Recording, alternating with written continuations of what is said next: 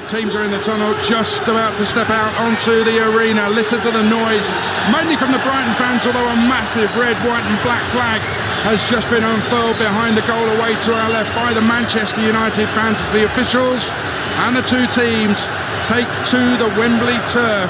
Already today in the Premier League, Spurs thrashed 6-1 at Newcastle. They were 5 down at half-time. West Ham won 4-0 at Bournemouth. So let's focus on the FA Cup now. City await the winners. Manchester United want to stop them doing the treble, while Brighton are desperate to lift the first major trophy in their history. Who wants it more? Brighton against Manchester United, live on Talksport with a man who scored in an FA Cup final, Dean Ashton, alongside Talksport's chief football commentator, Sam Matterface. Thank you, Adrian. Good afternoon, everybody. Wembley is split red and blue. It was T.S. Eliot who coined the phrase, April is the cruelest month. Spring where some buds bloom and others fail to grow at all. It's where cup campaigns crash, promotion bids are burned, hope is extinguished, and occasionally where someone wakes up from hibernation and bursts into life. Right now, Brighton are blossoming, whilst Manchester United's bid for a cup treble has withered. From a rented athletics track to writing the Premier League blueprint, Brighton have grown quickly. Now with an energetic and inspirational De Zerbi at the helm, they want to grasp the nettle and a place in the FA Cup final.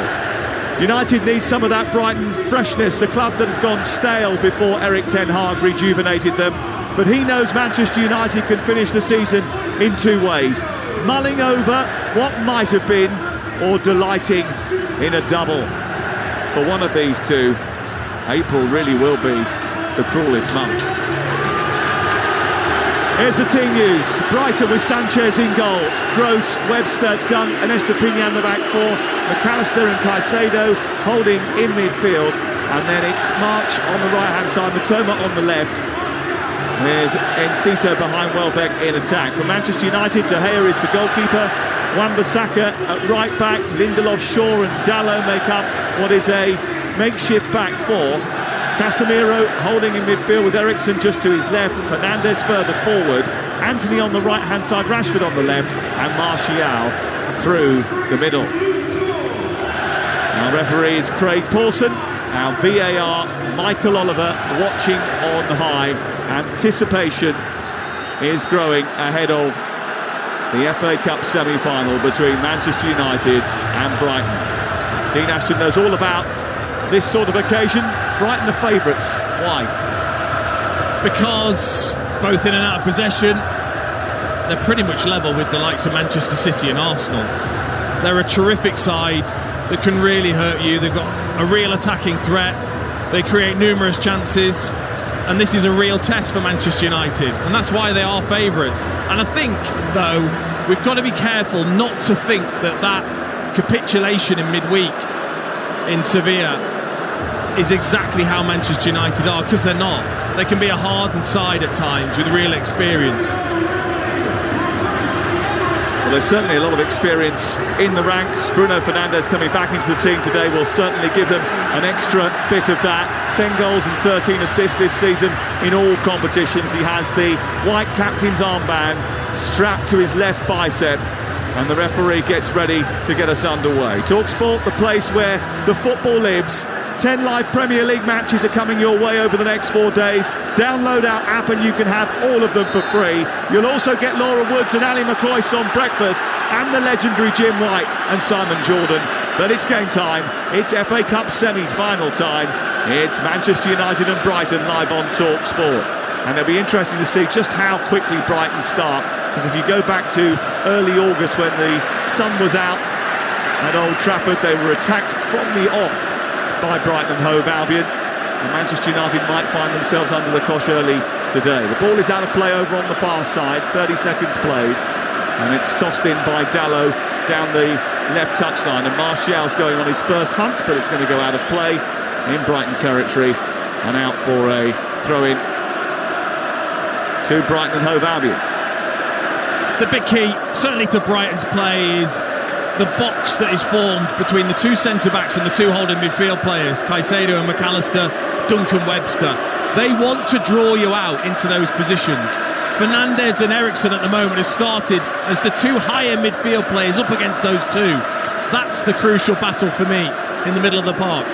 Eriksen, who's still coming back from a long layoff, sends the ball infield to Martial, who knits the play well to find Fernandes. He tries to fire it over the top of the right back Pascal Gross, and it was headed away by Brighton, and the return ball by Dalot goes dribbling out on the far side and away for a throw-in in the right full-back position. We played a minute and a half. United may have looked a little bit jaded in midweek. The Seagulls certainly have been soaring. Only one defeat in their last 9. United have won all 5, though, of their previous FA Cup ties with Brighton. The most recent 5 years ago, when Romelu Lukaku and Nemanja Matic were on the score sheet. But Brighton had the upper hand in the last 2 meetings, the most recent meetings at Old Trafford in August. They went after them, pressing high up and kicking long instead of playing out and testing De Gea immediately. He's playing out from the back now, a side ball towards the right side where he picks out Wan-Bissaka, and then the ball is lost in midfield and Brighton turn it over. Caicedo has it now midway inside the United territory. A little bit of sunshine he wanders into. He's been snapped from behind by Fernandes, and Manchester United now come on the counter-attack. It's picked up by Rashford, who's rapid. He's running towards the edge of the area. He lays the ball towards Antony, goes down on the edge of the box and is told to get up by Craig Pawson. A few half-hearted appeals there. Be interesting to see that again. And then Brighton bring it out over on the far side, and it's taken to halfway by Caicedo, and then infield to Mitoma. Mitoma back towards the edge of the penalty area. This is Dunk. Estepinian, the left back, just trotting back into position, and Brighton have possession of the ball. Webster pings the ball over the top of the Manchester United defence, but it's to no one in particular, and flies straight through the middle down to David De Gea's feet, away to our left. Bright start from both sides, tense start from both sides. I think with the way that Brighton like to play, like I said, with the 2 centre-backs playing out, I think it's the right thing to do for Eriksen and Fernandes to go up against those 2 midfield players. But I've got to say, that is an absolute mismatch over there. Rashford v Gross. Gross wanted nothing to do with that first attack. He backtracked all the way into his own box, and it was actually Caicedo that made the challenge. I thought it was a foul on Marcus Rashford, and he thought so too. Brighton have the ball, and they move forward slowly down the left-hand side. Mitoma trying to get away from Wan-Bissaka, gets a return ball, plays it infield to McAllister. The Argentine finds Caicedo, and it's swept out towards the right. Now it's with Pascal Gross. Bright orange boots on here at Wembley this afternoon. Into Webster, who Brighton did pay £20 million for when they bought him from Bristol City. It's out wide to the right-hand side, and picked up by Solly March. March, left-footed, swings across in towards the far post. It's left by Wan-Bissaka and allowed to go out for a goal kick away to our left. We're low down at the back of the first ring of this huge stadium bowl here at Wembley, with its arch curving above us, twinkling in the sunshine. And there is bright sunshine overhead now. It's been a day which has been sprinkled with showers, but there is one portion of the field now in bright sunshine away to our left-hand side. The pitch is glistening, looks pristine. No remnants of yesterday's hostilities that saw Manchester City ease through against Sheffield United all the way through to the 142nd FA Cup final. We will find out today who will join them. And it has been quite a cagey start from both these 2 teams. I think they've got great respect for each other. Both teams looking to play out, both teams looking to set a trap. Here's Pervis Estepinian charging forward, runs into Casemiro, the ball deflects into the path of Mitoma, who cuts in onto the edge of the area, and he was tracked by Antony, who left something on him as he went past him, and the Japanese is brought down right on the edge of the box, and it's a set piece in shooting range for Brighton and Hove Albion, just left of centre outside the box. Wan-Bissaka had his body position all wrong. He was trying to show Mitoma down the line onto his left foot, but instead left the gap there for him to just come onto his right foot, step inside. Antony didn't anticipate it quick enough and just shoved him in the back. It's a great position, this. It's very, very close to the line, so it's going to take a serious technician to get this up and over. And in McAllister, I think they might have one.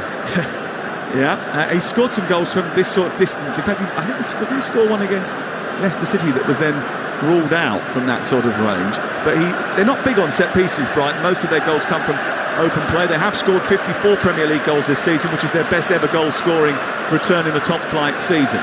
They had the opportunity to strike on goal early in this game. We played 6 minutes live on Talksport, and it's McAllister standing over it. March is there as well. Maybe a little clever one down the side of the wall would be good. Well, McAllister takes a couple of steps back. He moves towards the edge of the area. Solly March is standing to its right. It's going to be McAllister right-footed towards the far corner, and David De Gea springs up a big right hand and fingertips the ball round the post. It was a brilliant save from David De Gea. He needed to be at full stretch to stop that from nestling in the corner. It was really well struck from Alexis McAllister. Sun gleaming right in his face, David De Gea. But he saw that all the way. He likes that one where he dives across with the opposite arm. Lovely palm away. Great strike from McAllister. But he saw it and he dealt with it. Should he not be wearing a cap?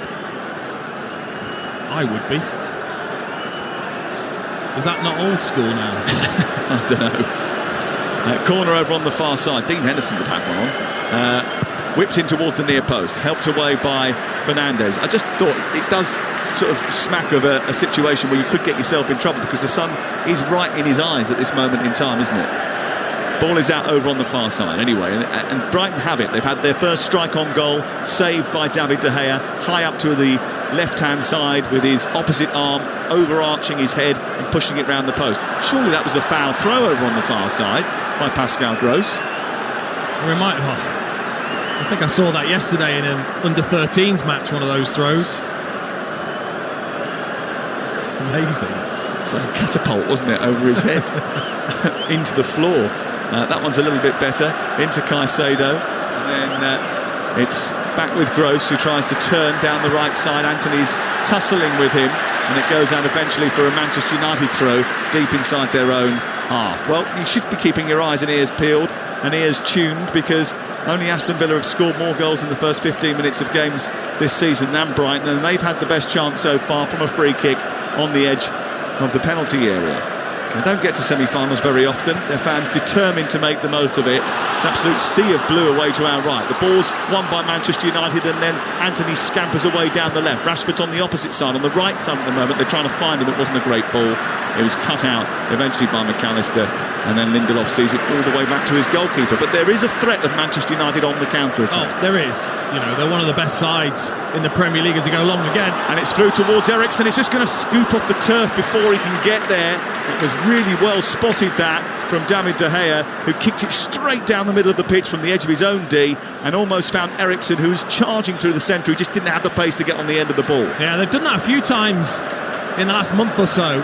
Worked against Everton. Anthony was in 1v1 against Everton at Old Trafford. They tried to do the same thing again. Flick on by Rashford, looking for Martial. Rashford has just peeled over to this right side. Martial trying to turn away from Mitoma, who does brilliantly.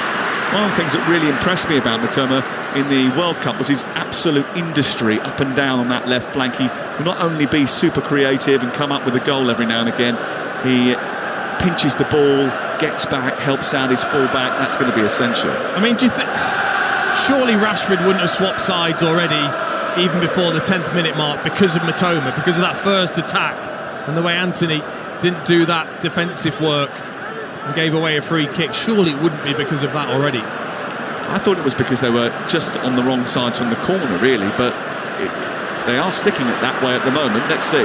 Here is Gross right side, delivers across towards the edge of the box. It's blocked by Anthony, spirals into the air, drops in the left full-back position, but it's won by Gross, who heads it on. It's picked up by Marsh. Marsh plays it against the face of Dalot, and then Luke Shaw sweeps up, takes it towards the corner flag, and then plays it against March, and it's out for a throw-in over on the far side to Manchester United. It's Brighton 0, Manchester United 0. You're listening to Talksport in the FA Cup semi-final, live with Carling, the official beer partner of Emirates FA Cup.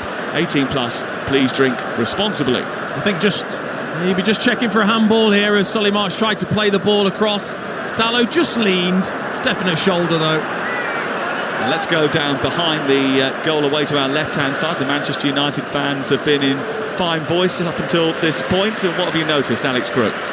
Well, no, it's a very tense atmosphere, Sam. The place absolutely packed to the rafters as the teams came out. There was a big Glazers out banner unfurled just behind me. Anti-Glazer chant as well. Kind of dispels the myth that United fans only protest when things are going badly. But they are nervous, no question about it. You mentioned the sun and David De Gea. I'm only a few feet behind him. I'm not having to shield my eyes from the sun, so I don't think he's got a problem there. Here the ball is on the left-hand side with Pervis Estepinian. And he tries to get away from Casemiro, plays it against him, it goes out of play and away for a throw-in to Manchester United. Marcus Rashford just quickly tosses the ball in, it goes back to Lindelof and then across to Luke Shaw. Immediately they're pressed by Danny Welbeck and by Enciso, and the ball goes out towards the far side, and Anthony again in a tangle, this time with Pascal Gross, who goes tumbling into the advertising hoarding, and it's going to it might well be a throw-in on the far side, but it could have been something a little bit more if the referee had decided that that was a foul. He's having a word with Anthony and he's stopped proceedings, and now it is going to go out to the far side for a throw-in. I think they just shared knee grazes there, the ones that take about 5 or 6 weeks to heal. Ball in towards March, edge of the area. It comes back towards Enciso, tries to flick it goalwards. Didn't get enough power in the effort, which goes across the goal and out past the post on the right-hand side. And he scored an absolute thunderbolt against Chelsea last weekend. And he certainly felt as if there was an opportunity to get a shot on target there. It was just narrowly wide. Yeah, Pascal Gross has been good so far. He's actually been the threat rather than Estepinian on the left-hand side. A lovely ball into Enciso. Great first touch, but just then swiveled. Rather than taking it with the left foot, he swiveled to use his right, and then I thought the angle of his body wasn't right, and hence he didn't get it on target. It was a wonderful goal last week, wasn't it? He certainly got that one right. And he's well thought of down at Brighton is Enciso. Only just arrived, really. They call him the Diamond of Paraguay.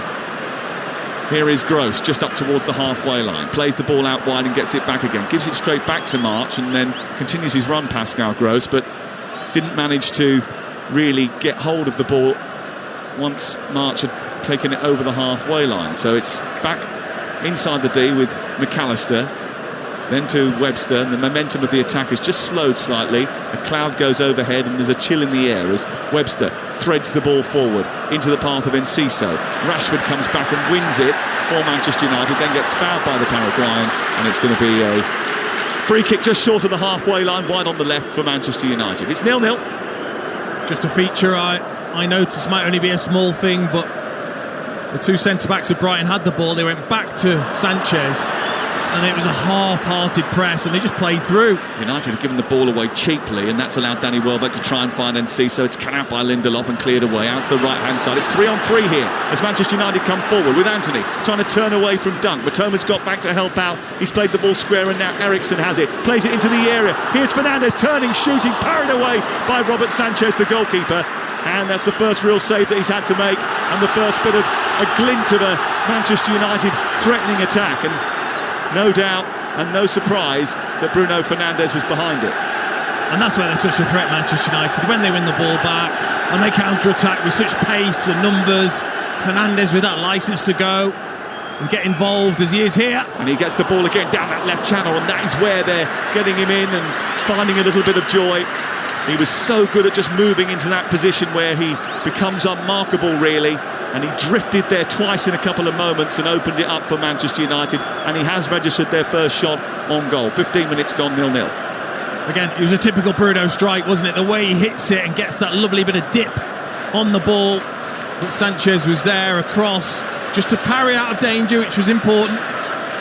Well, they missed him on Thursday night, that's for sure. I mean, he's had a bit of stick and criticism for moaning on the pitch, but he's a real leader. And if you look at his statistics, he is a major asset for this team. He's a brilliant player, is Bruno Fernandes. Here is Gross getting down the right-hand side, pulling the ball back into the penalty area. Missed by Welbeck, comes out on the edge of the area for Pervis Estepinian. He tries to strike it, didn't get his strike clean at all. And Manchester United have a let-off, because when Gross pulls the ball back inside the penalty area, there are 2 or 3 Brighton players hanging around, and if Welbeck hadn't have missed it, then there could have been a real problem for David De Gea.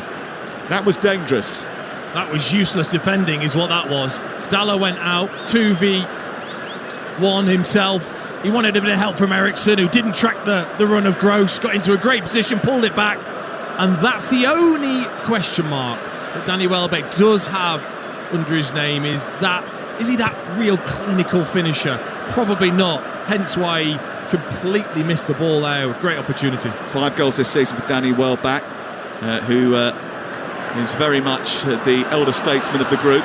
Anthony into the area looking for Fernandes, trying to get round the back of Dunk. Dunk does well to hold him off inside the penalty area, but Fernandes still holds on to it, tries to put a low cross through the box, and then it's half cleared, and then Purvis Estupiñán just dabs the ball to the near side, but overhits it, goes out of play. It's away for a throw-in. Manchester United a little bit unhappy that they weren't being backed up there. Fernandes unhappy that he wasn't being backed up there when he got into the penalty area. They've thrown the ball in and they have it deep inside Brighton territory. Casemiro floats it in towards the penalty spot. It's headed away by Adam Webster, out towards the near side. Wan-Bissaka dabs it forward. It's cut out and given to McAllister, and then Webster will take it towards the midpoint of the Brighton half. He slides it forward to Caicedo. Caicedo plays it wide. It's picked up now by Solly March, who charges towards the Manchester United penalty area. Game starting to open up a little bit. Poked out towards the near side. March wants a free kick. Referee waves away his protest, and he's kicked the ball straight out of play on this near side. Oh, it's open. It's open now. And Bruno had a wonderful chance. It was a great pass into him by Anthony. Right-hand side of the penalty area. On his right foot, I'm thinking it's begging to be hit first time with that right foot. I don't know why he thinks he needs to check and be clever. Just strike through that. It's a great opportunity. And then Brighton go right up the other end. They play through a pathetic press once again from Manchester United. And they're in again. It was just a poor pass from Solly March. That is making the case for someone like Wout Weghorst, isn't it? You know, the fact that Anthony Martial just doesn't do that same level of industry. It's not just that, though, because even when it bypasses him, Eriksson, Fernandes, the wide players, they're not doing the job. You have to do it as a whole unit against this Brighton side. They're so good at it. Chelsea and Leeds tried and failed. 0-0. Here is Dunk, moving up towards the halfway line, going down the side of the centre circle, gives it back to Webster. Webster into McAllister, and then it's round the corner looking for Enciso, who draws Shaw in, then turns and rolls him, gets towards the midpoint of the Manchester United half, looks up, needs an outlet. Welbeck is just dropping to the edge of the box now, but he goes back to Caicedo. Caicedo being chased by Fernandes, who hassles the ball off him over on the far side, and Manchester United win it back behind the goal. Alex Crook is watching from behind David De Gea's net. What have you got? Erik ten Hag, very animated a few moments ago, called over Aaron Wan-Bissaka, not happy with the way that Manchester United are defending. I think they've got a problem, Sam, down this right-hand side. Dalot, right-footed player, playing at left-back. He's constantly getting sacked in field, and Pascal Gross and Solly March, as a result of that, are having a lot of joy. I think that's probably the point that Erik ten Hag was trying to get onto his players. Problem over on the far side. And Solly March just seemed to have stumbled slightly as he collided with Diego Dalot, and he needs some treatment opposite us. And as a result of that, there is just a brief stoppage in play. It's been a good start to the game for Roberto De Zerbi, a good start to his career. He's won over half of his 29 matches in charge since replacing Graham Potter in September. And I think it's a sign of the way that the club is run, and we talk about that a lot with Brighton and administrated, that there was barely a flicker of disruption when he took the role as head coach. First 5 games were a little bit sticky, but certainly they negotiated that and then went on a very good run, and they've been in brilliant form in 2023. Tottenham certainly haven't been in brilliant form in 2023. They were beaten today by 6-1. And when Adrian rounds up all the action from today at half-time, we will hear from their interim head coach, Christian Stellini, and what he's had to say on what was a debacle. I mean, we watched it in the press room the first 20 minutes, didn't we? And it was disgraceful, really, from Tottenham in terms of defending. It was embarrassing, is what it was to watch. So, it'll be fascinating to hear what he has to say, whether there's any excuses at all for his side's performance. And Majestic is back on the radio later on. He's filling in for Crookie on the boot room tonight. 03717223344. Brighton fans and Manchester United fans will be able to call a little bit later on to have their view on this game. But also, I think there'll be quite a lot of those 3,000 Tottenham fans that are coming back from Newcastle, still on the road now. And can you imagine those poor fellas and girls that have gone all the way up to St James's Park, spent all their hard-earned cash getting up there, and then after 9 minutes their team's 3-0 down. We're back underway here, a bit of a tussle going on between Casemiro and Enciso, just short of the halfway line. Craig Pawson just quickly blows his whistle, a couple of blasts on the whistle to make sure that there doesn't spill over, and it's going to be a free kick to Brighton away to our right-hand side. Game has been well, it's not been electric just yet, has it? No, but it's been exactly as I thought it would be, which is Brighton just have got so much quality in the middle of the park that McAllister, Caicedo, they'll take it whether they're under pressure, because they want to suck you out of the positions. They're doing it now under pressure. They want that to then play through you. And Manchester United have looked a real threat on the break. And here is Matoma hugging the touchline on the near side. They've got a problem on the other side because March doesn't look comfortable. He's had the treatment, but he doesn't look as if he's moving particularly freely. Bruno Fernandes has been fouled by Caicedo inside the United half of the field. Fernandes doesn't want to get up too quickly, wants to take the sting out of it. I suppose Manchester United want to stop Brighton from being able to zip the ball around and play at a pace because they don't want them to get into their rhythm. No, I mean, Ten Hag talked about Newcastle and the way that they go about their business, and said they were annoying, didn't they? and I think Manchester United will be that today, and they should be, because you want to stop that flow of Brighton. You want to make it a scrappy game almost, with that real quality on the counter-attack that they've had so far. Yeah, Pep Guardiola is the one that says that they are the best side in the world at playing the ball up the pitch from the back, Brighton and Hove Albion. They have it in the centre circle with McAllister. It's a split behind Purvis Estepinian, but it's one back by Matoma, helped on down the left-hand side. Fernandes has gone down for a second time in quick succession and is complaining again that he needs treatment over on the edge of the centre circle. And it's a bit of a worry for Manchester United if he is hurt, because he is so influential. They're calling on the physios to administer whatever treatment is required. Everyone checking on his progress. They're a little bit concerned about him as well. Well, I think he might just have rolled the ankle here as he just tries to step in and then just flicks his ankle. And it's pretty similar to Solly March as well over on that far side. As we're really close to the pitch, you can see it's lush, it's sticky, the surface. Well, what Manchester United don't want is any more injury problems, because they've lost Garnacho. He's been out for a while now. Eriksen's only just coming back from injury. Rashford not 100% fit after the issues that he's had. Martial, you never know if you're going to get an hour out of him or whether you're going to get 15 minutes, because he picks up so many injuries. Certainly never going to get 3 or 4 games in a row from him. And then they've got the issues at the back with Lisandro Martinez and Varane not available today. So another big character having a problem would be an issue for Erik ten Hag. And he's just hobbling out towards the near side. And, you know, we're sitting at the back of this bottom tier here, and there was a few sort of audible gasps when the replays were being shown of him going over on that ankle. Yeah, it wasn't nice, but he's tough. He rarely misses a game, Bruno Fernandes. Now, he's played more minutes than any other player in Europe's top 5 leagues, including goalies.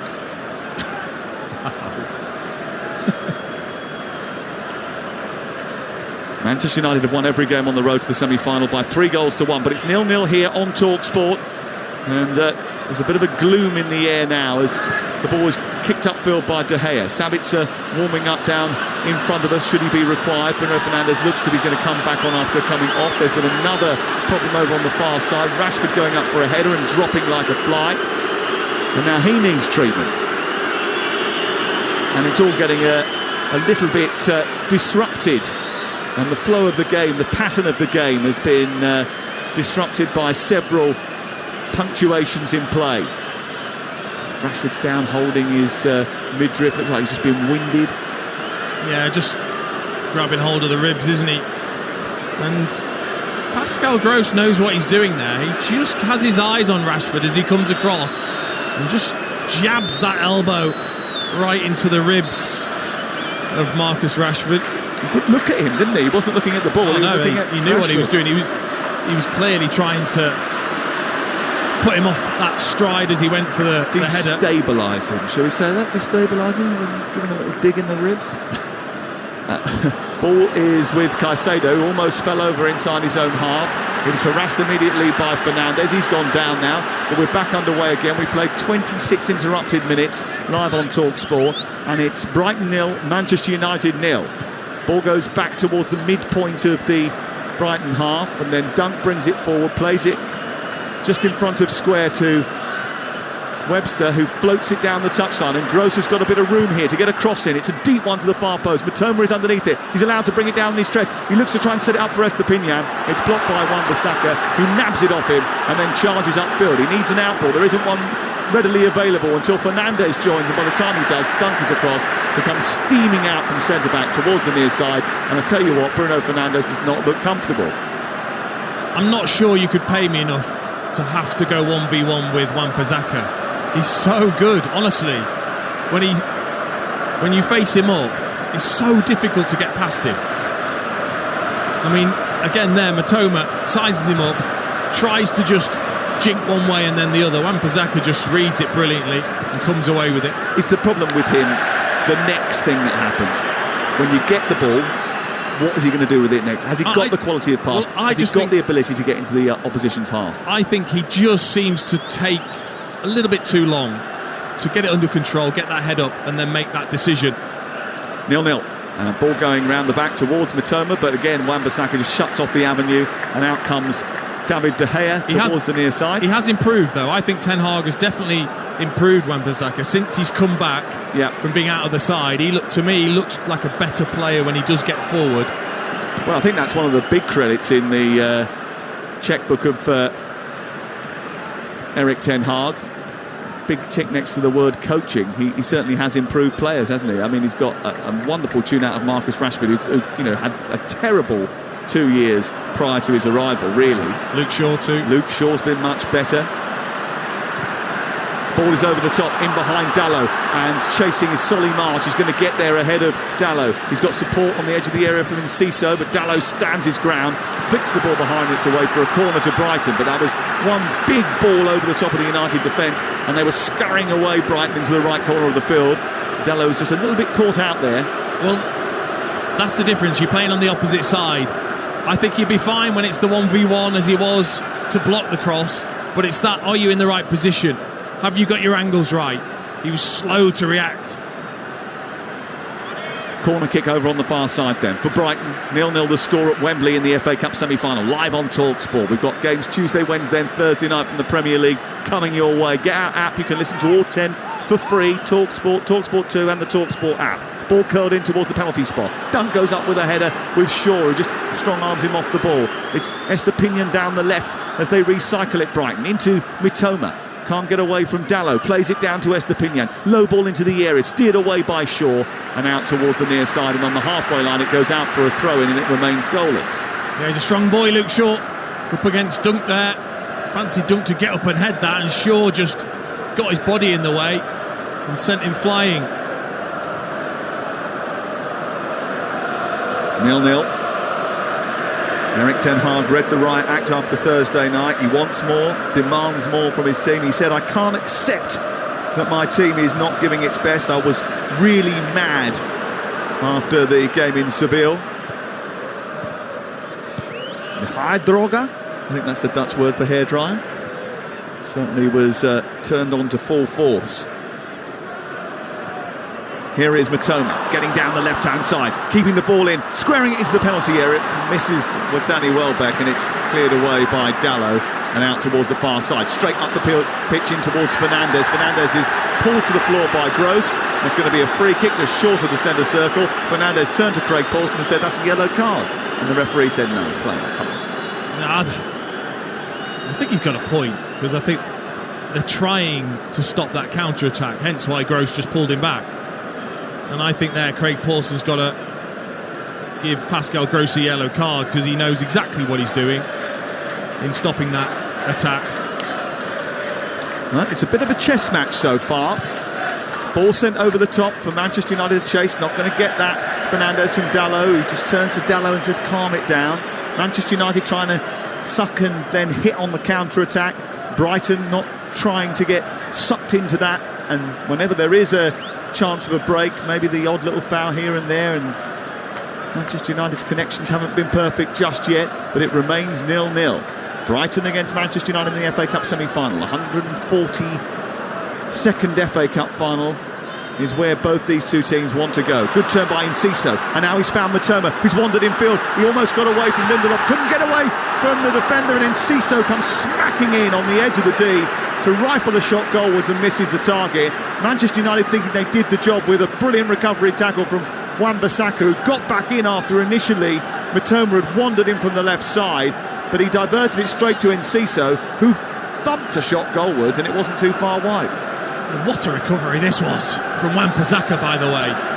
And again, time and time again, he's able to time those tackles to perfection. It's a dangerous tackle to make. Met does it brilliantly. It falls to Enciso, who I think is probably then put off by Wan-Bissaka falling into his path, and hence he then just screws it wide, just gets too much side spin on it, and away it goes. If you've just joined us, it's Brighton 0, Manchester United 0. Newcastle humiliated Tottenham earlier on today by 6-1, and to be honest with you, they declared pretty early because it was 5-0 before half-time. Murray came with a consolation goal. West Ham beat Bournemouth away from home by 4-0 as well. And remember, we'll take your call straight after this game with Majestic and the boys. 03 717 2233 44. That is the number to call. This is Talksport in the semi-final, and we played nearly 33 minutes, and there's a free kick for Manchester United wide over on the far side. It's about 8 or 9 yards back from an area which would be level with the penalty area, but it's really wide, far touchline stuff. And Eriksson, who's so good from these wide areas, and Luke Shaw, who is too, will deliver. Eriksson in towards the near post, in towards Fernandes, comes back out as far as Anthony after it's headed clear. It goes back in from Anthony towards that edge of the 6-yard box. It wasn't a great delivery, and it's into the arms of Robert Sanchez. No, it was a good delivery to start with from Eriksson, and Danny Welbeck did brilliantly to head that away. Brighton have had 62% possession, 4 shots, 1 on target. Manchester United have had 2 shots, but they've also had 1 on target in the game.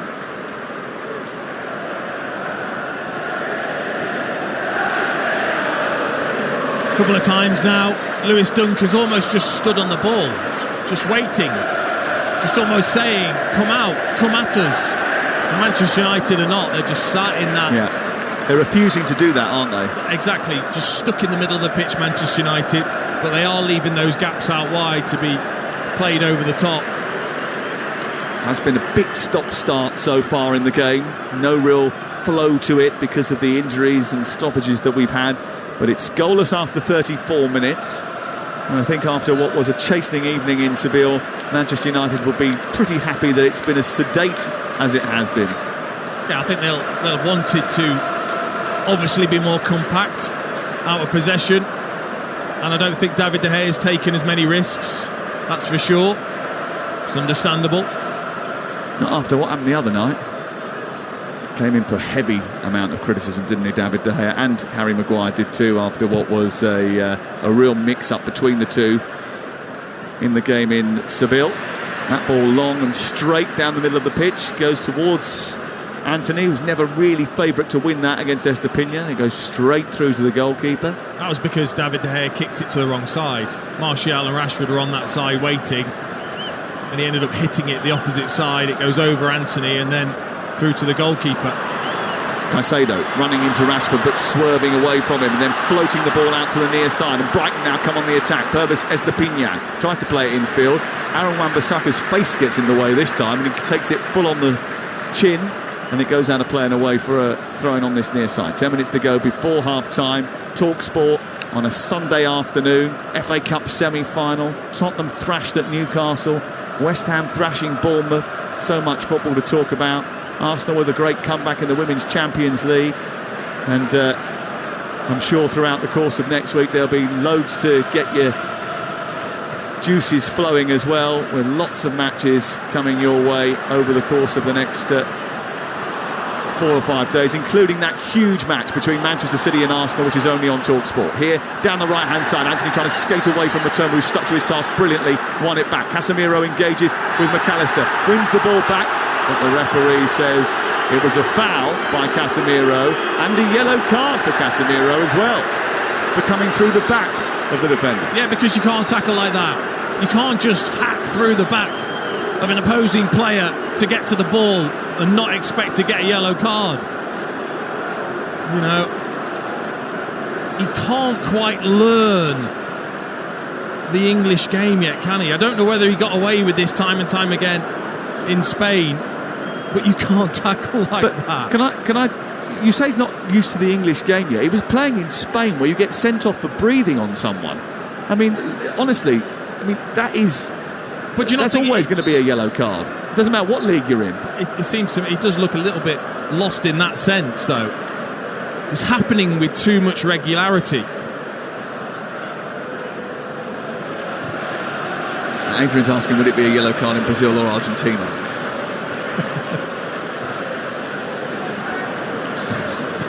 It was Brazil on Argentina. Alexis McAllister, the Argentine, crunched by the Brazilian. The two South Americans coming together in the middle of the park.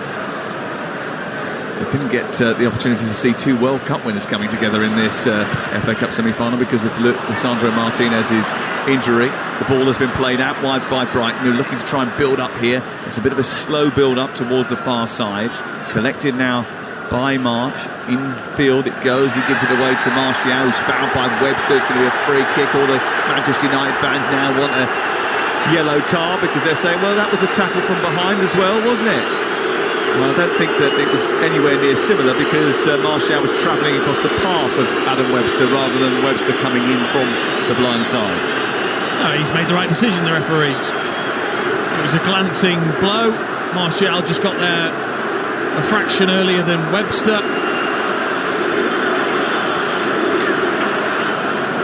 But it's just given a little bit of life, hasn't it, to the game? Well, it needs a little bit of life breathed into it, really, doesn't it? It needs a chance, it needs an incident. And it's 0-0 here between Brighton and Manchester United.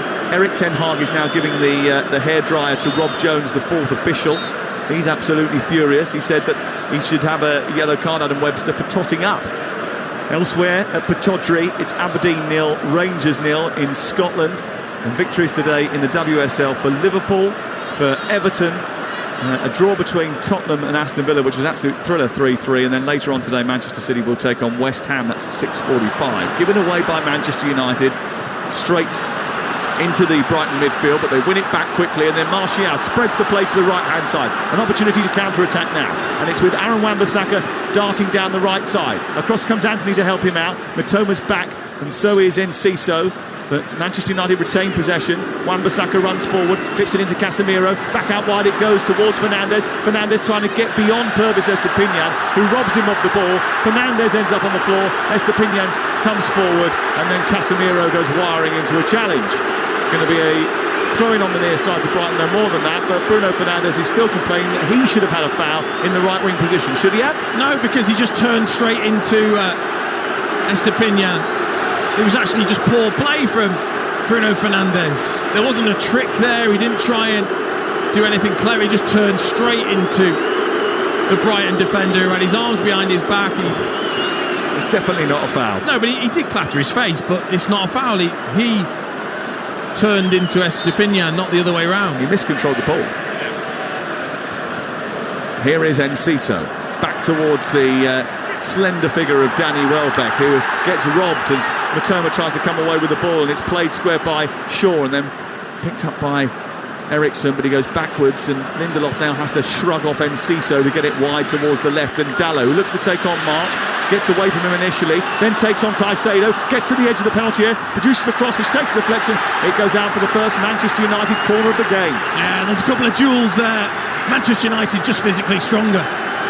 Brighton players bouncing off the red shirts of Manchester United. Dallo there, nice and strong, powerful, down the left-hand side. Caicedo having to come across and make the block. Manchester United weren't very good in the quarter-final against Fulham until Fulham had a meltdown and had 3 red cards in the space of 40 seconds. Brighton thrashed Grimsby to get here. And this is the first opportunity they've had from a corner kick, Manchester United. And Eriksen will take it, right-footed, deep towards the far post. Lindelof is being held at the far post, but it's headed away. Picked up by Matoma, who then tries to get away from Rashford. And if he can send it through the centre, and Enciso is charging through the middle. He went wide to March instead, and that attack will now just slow. But there was a real threat there from Brighton as they look to try and break out from that corner kick situation. Bit of breaking news for you. Bristol City have been promoted to the WSL, back to the WSL, in front of a record crowd at Ashton Gate. 7,045 there today at Ashton Gate. And welcome back to the WSL, Bristol City. Enciso trying to roll Lindelof. We've got too tight for him. Free kick's given against the Swede.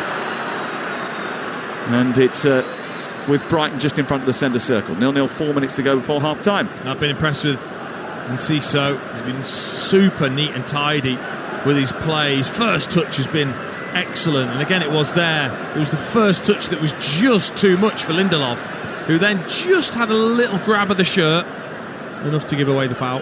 19 years of age, another one off of the South American production line from Brighton.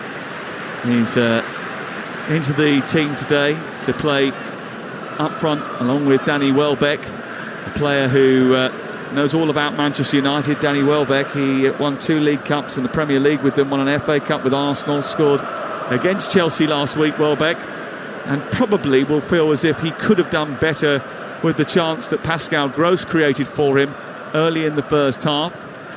Haven't had too many chances in the game. And McAllister's free kick saved by De Gea, one of the other very few that we've seen so far. Ball headed away from the edge of the penalty area by Lindelof, and then Caicedo's so good at turning the ball over in the middle of the park, goes charging forward, doesn't manage to get hold of it. United clear, but only towards halfway. Now it's taken out of the sky by Eriksen, who didn't realise that March was coming in from behind him, lost the ball, and Gross has it over on the far side. It's been too quick for Eriksen, the game.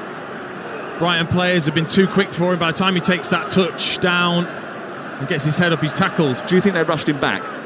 Probably, but they needed him, and they've needed him today, and he's not quite been up to the pace. Look, he's not the quickest anyway, but he's struggled. Casemiro into Eriksen, pokes the ball forward, and it's little balls like that though that can open things up, which he is able to craft, and he just poked that into an area which, if someone like Fernandes or Martial just made a slightly different movement, they would have been in. Yeah, just needed a bit more quality there, but again, I'm so impressed with Brighton. They just really slow the play down with the 2 centre-backs and the 2 holding midfielders coming in. And then all of a sudden, one player, whether it's Estepinian, Gross, Enciso, they just make a real burst out of their position to try and disrupt. Here's Fernandes into the penalty area, played in by Casemiro, drags his shot wide of the post.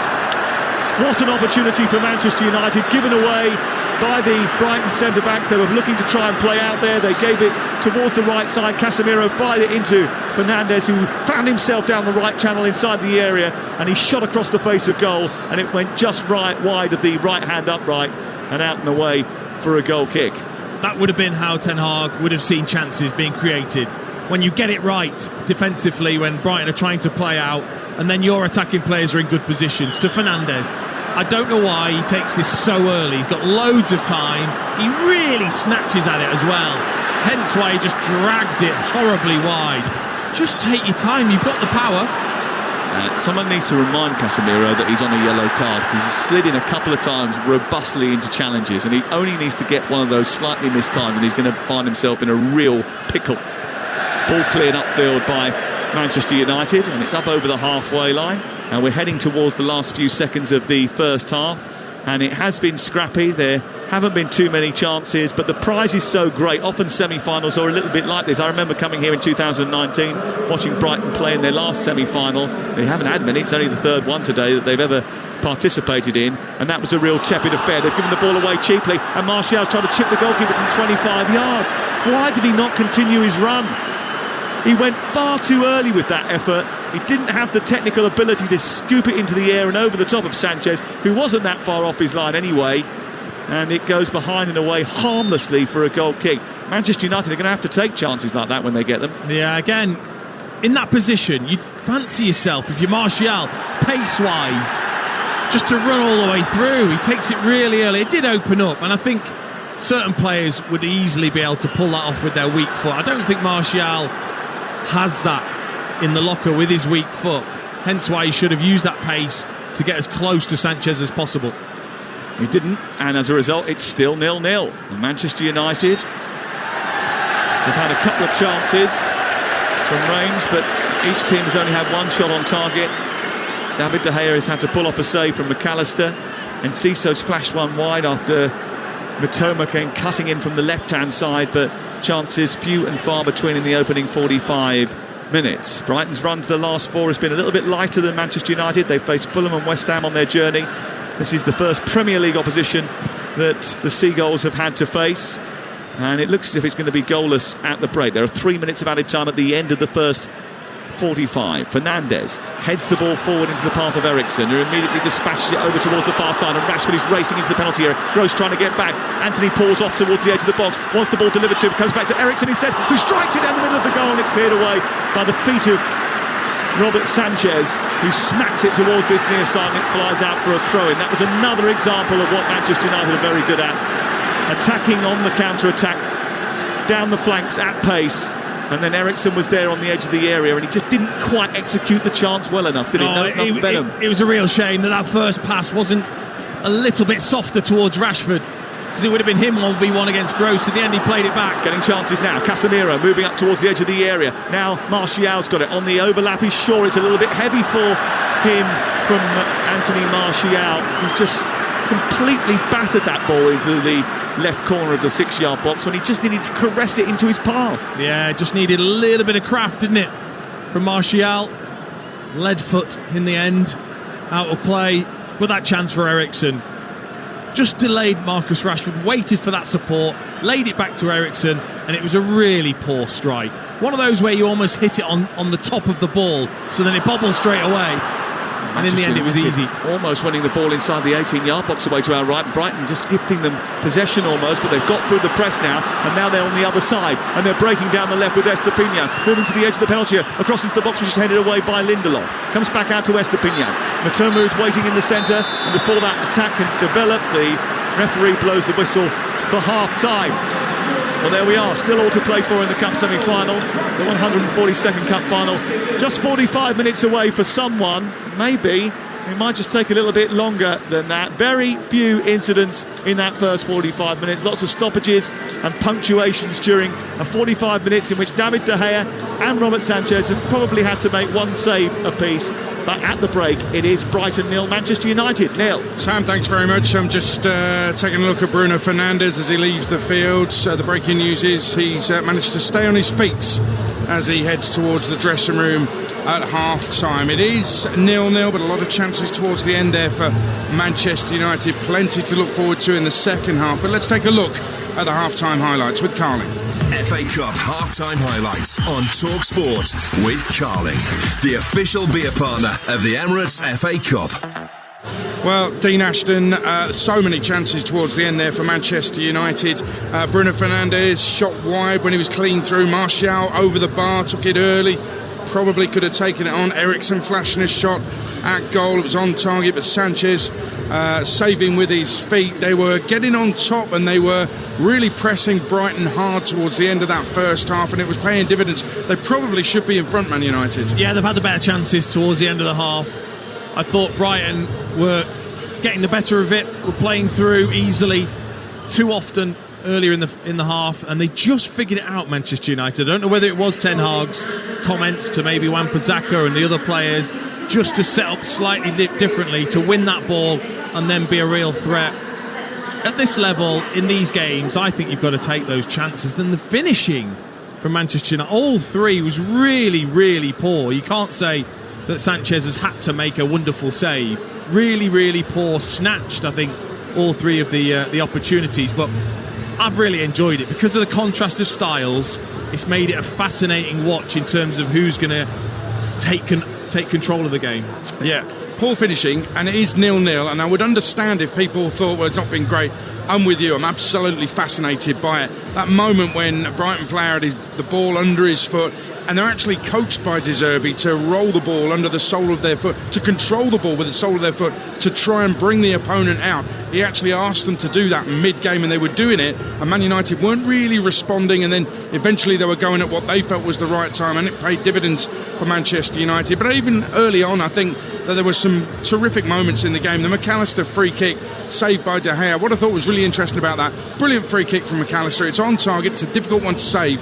Most keepers, they're dancing on their feet waiting for the free kick to be struck, and they would all take a step to their right. Well, he didn't really do that, De Gea, and that meant that he was in position and ready to make the save, and it was a vital save as well. I think it's an instinct for goalkeepers because they want to be able to cover all the goal, but there's a reason you've got a wall, and you've got to try and trust that wall that they'll do their job and make sure that when it's your side you save it. There's nothing worse, I don't think, from a teammate when that goes in the goalkeeper's side, and he's done the right thing. He stayed there. He made a great save because it was flashed right across him, and it's not his wrong arm. I hear people say it's the wrong arm if they go across their body. It's not at all. Keepers have their own way of saving. De Gea does it brilliantly. Mate, it's the arm that kept the ball out of the goal. Exactly. Yeah. What does it matter what arm it was? That's Sanchez saving with his feet towards the end. I was thinking to myself, well, surely you can use your hands. And I'm thinking, no, he's kept it out of the goal. That's all that matters, isn't it? Yeah, it is. I've really enjoyed the first half, even though there have been no goals. We haven't talked about how brilliant Aaron Wan-Bissaka has been as well. We'll get onto that hopefully before the second half, but a lot of ground to cover in this half-time interval on Talksport live from Wembley. That was all thanks to Carling 18+. Please drink responsibly. FA Cup half-time highlights on Talksport with Carling, the official beer partner of the Emirates FA Cup. Well, Man City against Arsenal live and exclusive and free and only on Talksport Wednesday night. Join us on Talksport at the Etihad for the biggest game of the season. It's going to be something else. Myself, Sam Matface, former City manager Stuart Pearce, and the former Arsenal title winner Perry Groves will all be on Talksport duty, and we'd love you to join us for the game Wednesday night from 7. All 10 Premier League midweek games are live across the Talksport network, live and exclusive. Some on Talksport, some on Talksport 2, and some on the Talksport app, which is free to download and easy to use. All 10 Premier League games only on the Talksport network. FA Cup live on Talksport with Carling, the official beer partner of the Emirates FA Cup. 18+, please drink responsibly. Guys, this is Davina. I need your help. 51% of the population will go through menopause. That's your partners, sisters, friends, co-workers, all navigating this huge change, yet often we feel like we're doing it alone. I want to bring men into the menopause conversation because your allyship is so important. My book, Menopausing, will tell you everything you need to know so you can understand and support the people you care about. Menopausing, out now. FA Cup live on Talksport with Carling, the official beer partner of the Emirates FA Cup. 18+, please drink responsibly. Being a football fan can be hard. Grealish, forces the save again. A red, he's off. You just can't do that. And yes, offside by a nasal hair. No doubt in anyone's mind. Yes, being a football fan isn't easy. Fortunately, Paddy's most popular bet builder is. Simply choose a top pre-built bet builder. Add to bet slip, select your stake, and done. It's as easy as a chicken balti pie. Paddy Power. Online exclusive. T's and C's apply. 18+, begambleaware.org. Did you know that if you owned or leased a diesel vehicle between 2009 and 2020, then you could be entitled to significant compensation? At My Diesel Claim, we're experts in handling these claims, and over 1 million drivers have already trusted us to represent them in their no-win, no-fee claims. It's completely free to sign up, and you can check your vehicle's eligibility instantly. Head to mydieselclaim.com and join thousands of others starting their claims today. Karcher pressure washers cut through winter dirt and grime, leaving your garden looking blooming marvellous. Find your pressure washer at karcher.co.uk or a Karcher retailer. Life. 1 minute you're enjoying a quiet cuppa. The next, there's water pouring through the ceiling. Whoops, left the bath running. That's where More Than's award-winning home insurance comes in, to help make it feel like home again. Search More Than Home Insurance, because life is more than insurance. Cover with accidental damage as optional extra. 5-star Moneyfacts 2023. Ever wondered what it's like to win big on the National Lottery? Are you somewhere you're able to talk at the moment? Yes, we're at home. Lovely. I've just checked the ticket and I can confirm that you are now millionaires. No! Yes! Imagine if it was you making that call next. The National Lottery. Your numbers make amazing happen. Rules and procedures apply. Players must be 18 or over. FA Cup Live on Talksport with Carling, the official beer partner of the Emirates FA Cup. 18 plus, please drink responsibly. Award-winning radio. Talksport Breakfast. Weekday mornings from 6. On Talksport. Brutally brilliant breakfast. Featuring Laura Woods. He's all right to comment on your Instagram, but he's not all right to turn up for work. Ali McCoyce. Well, you've thrown me off my lane, you man. And Alan Brazil. Sorry, but I am the voice of the people. Get a stadium-sized portion every day. Come on, guys. Let's pull it together. Talksport Breakfast. Weekday mornings from 6. On Talksport. Game day. Football commentary forged in fire and brimstone. Tucked into the near post. FA Cup Game Day Live. On Talksport.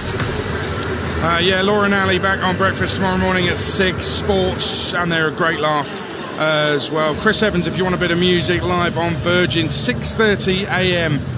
Breakfast tomorrow morning. Chris Evans' playlist is always excellent. And the chat is pretty good as well. That first half, Brighton with all the possession, 63% of it. Shots on goal, Brighton 4, United 5, and United have had a couple on target to Brighton's 1, but it is 0-0. So let's get the latest odds from Betfair. Odds update on Talksport with Betfair. Get a hand from Betfair's popular bet builder and easily add our fan favourite football selections to your bet slip. Terms and conditions apply. See support.betfair.com. 18 plus. BeGambleAware.org. We're going to be hearing from Christian Stellini and from David Moyes very shortly, but let's hear from Sam Rosbottom from Betfair. 0-0 at half-time here at Wembley, Sam. Yeah, and like you said earlier, Adrian, really interesting to see the sort of clash between the two styles, between these two sides. Looking at the match odds, it is Brighton who just edge it. They're 13-8 to win this game. Manchester United 23-10. Not much of a difference between the odds before kick-off. The draw currently 13-8 as well. When we look at the odds to qualify, which is including extra time and penalties, Brighton still odds on 8-11. Manchester United currently even money. Like we said, not a lot between the two sides in that first half. It has been tight. For this game to go to penalties, currently 7-2. If, however, United are to win this, then they're going to need their big players to step up. Marcus Rashford is one of those players that they have relied on so much recently. Over on the sportsbook, we've odds boosted him to score in the second half, and that is now 3-1. Sam, thanks very much. That's all thanks to Betfair. 18 plus. BeGambleAware.org. Odds update on Talksport with Betfair. Get a hand from Betfair's popular bet builder and easily add our fan favourite football selections to your bet slip. Terms and conditions apply. See support.betfair.com. 18 plus. BeGambleAware.org. So 0-0 at half-time in the FA Cup semi-final. Second half to come live on Talksport. Earlier today in the Premier League, Newcastle smashed Tottenham 6-1 at St James Park to climb to third above United and leave the North London side 6 points off the top 4. Christian Stellini picked a back 4 rather than their usual back 5. Spurs 5 down within 25 minutes. After the match, our reporter Steve Harmison spoke to the Spurs caretaker manager, who was embarrassed by his side's performance. First of all, we have to apologise. We have to apologise because we start this type of game, important game, with all the best intention to play, but we were not good enough. Alexander Isak with another one! Newcastle 5, Tottenham 0. It's madness! In the first 25 minutes, we didn't show the desire to win, and if that came from the system that we changed, it's my responsibility to change system, so it's my responsibility, and I have to take this thinking about the system. Hardened Tottenham fans, I can't sugarcoat it anymore. Your team were really, really poor today. Newcastle were excellent and the deserved winners. I think it's fair. After a performance like this, I think it's fair. Ask if they have the desire to fight. We also, I am the first one, is fair to us. We have to come back quickly because we are professional, we are men, and also we have to show that we are a good squad. Can I just ask one question on Lloris? Hugo Lloris got off at half time. He got injured, a muscle problem. He cannot play the second half, and we changed. Yeah, Hugo Lloris, in inverted commas, injured and didn't come out for this second half. There are other reports suggesting there was something else going on, but those yet to be confirmed. Dean Ashton, I was really interested there. He said, Stellini, no desire to win. Conte was saying this. This is, for me, a criticism of the players. It's only 35 days ago, Aid, that Conte came out with that incredible interview after the game, and he is being proven right, isn't he? I mean, it's just such a strange situation that his number 2 is now in charge and he's trying to say exactly the same thing. He's just not very inspiring, though, is he, Stellini? You know, of course the players have to take responsibility, you know, to go out there and do a job. To change systems, though, I thought was just an incredible thing to do when you're clearly lacking confidence defensively. To do that against Newcastle, I think, was very naive and a little bit disrespectful almost to the Newcastle attack. And where do they go from here? It is such a toxic situation. Well, the season's a write-off. They need a new manager and a good one, and fast. In the other Premier League game today, West Ham moved up to 13th with a 4-0 win at Bournemouth. It leaves the Hammers 6 points clear of the relegation places and 1 point ahead of their hosts today. West Ham boss David Moyes told Talksport the result was huge. Well, look, it's not there yet, but I think that there'll be some teams saying, hey, it's difficult to catch them because there's other games to come as well. Or goal difference as well, it plays a part as well when it comes to it. So, but, you know, we've got a tough. I think we've got a relatively tough run in, and we're going to have to do well and pick up more points. But I always felt today, you know, the result against Bournemouth would be pretty, sort of decisive for both clubs. I think Bournemouth are in a really good position. The result last week, in my mind, got them, I wouldn't say safe, but they've got probably one of the easier run-ins, I think, of the teams at the bottom. Whereas I think our run-in's a bit harder. We've got a few of the bigger teams, but albeit most of them are at the London Stadium. David Moyes happy, and what a good couple of weeks, Dean, it's been for your old club West Ham. Very, very good. It's amazing. That second half against Arsenal, I think, has made them realise and remember what made them so good under Moyes for 2 or so seasons. It's that intensity. They brought that in midweek, they brought it again, and they've got the results and the rewards for it. So maybe just a little reminder of what they're capable of. Southampton bottom on 24, Forest on 27, Everton on 28, that's the bottom 3. Leicester on 28, so above Everton on goal difference and out of the relegation zone. Leeds on 29, Bournemouth on 33 after defeat today. Wolves on 34, West Ham on 34, Palace on 37. And we're thinking 36 is you are going to be safe, that's generally, but it'll probably be fewer points than that. I'm not too sure, really. 6 games left for pretty much all of those sides. West Ham got 7 games left, but I don't know, one more win for West Ham United, even one more win for Bournemouth are on 33, and you're thinking they're both safe maybe? You think so? You'd think so, yeah. It's starting to stretch out, isn't it? But midweek is going to be massive. You know, Leeds, Leicester, Southampton, Bournemouth. Doesn't get bigger than that at the moment. Absolutely right. Midweek games, all 10 of them live and exclusive across the Talksport network, including that big one on Wednesday night at the Etihad. Manchester City against Arsenal, live and exclusive on Talksport. Join us at 7 o'clock for that. On the pitch at half-time, there were no less than 23 people walking the pitch. So it's in good condition, I would say, the pitch out there. What can these players do in the second half? They're out there. Brighton 0, Manchester United 0. One of them's got to win it. One of them's got to face Manchester City in the FA Cup final in June. Second half commentary on Talksport from an FA Cup finalist, Dean Ashton, alongside Talksport's chief football commentator, Sam Matface. Well, Adrian, before today, Manchester United came into the match knowing that their last 11 goals in the FA Cup had all come in the second half. Their supporters will be hoping that that statistic continues this afternoon. Brighton and Hove Albion came out first for the second 45 in those blue and white striped jerseys, blue shorts and socks. They're attacking the goal away to our right in the second half. And Manchester United are attacking the goal away to our left in red shirts, white shorts and white socks. No changes at half-time, and Manchester United had a little bit of an issue with Diego Dalot in that left full-back position, natural right footer, getting pulled into the centre in the first half, and that's an area I don't think really that Brighton have attacked enough. They haven't made the most of that situation just yet. I don't think they've made the most of a lot of the situations they've had, because they have played through easily and out wide against Manchester United and just haven't clicked really in forward areas yet, which is a surprise. Ball goes long up towards Martial, doesn't manage to get first contact on the ball. It comes back from Webster into midfield, where Welbeck then shepherds it out to wide right, collected by March, and March goes infield to Caicedo. I'll give you the 2-11s in just a second.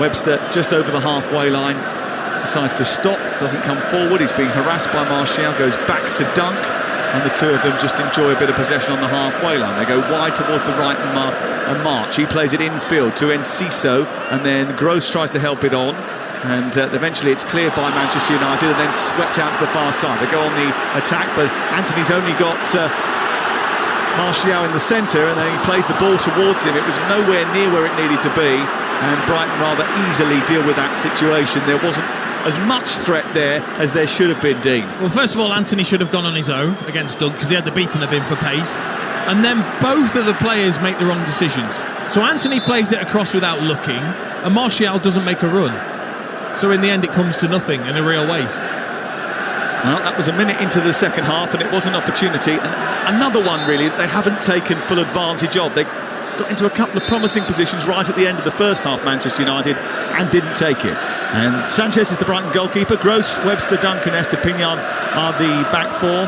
McAllister and Caicedo in midfield, with March, Enciso and Matoma behind Welbeck in attack. Anthony ends up on his backside, then rolling around over on the far side as Matoma robs the ball from him. They play it out wide towards the far side, then infield to Estepinian, who sends it high into the air. It's taken down by March, who approaches the edge of the area, skips past two challenges, plays it out wide to the right, low cross by Gross into the penalty area, stopped by Casemiro, given back to March inside the area. He can't get it out from underneath his feet, and it's cleared away by Manchester United, just about towards the near side. That was a little bit of a mess from both, really.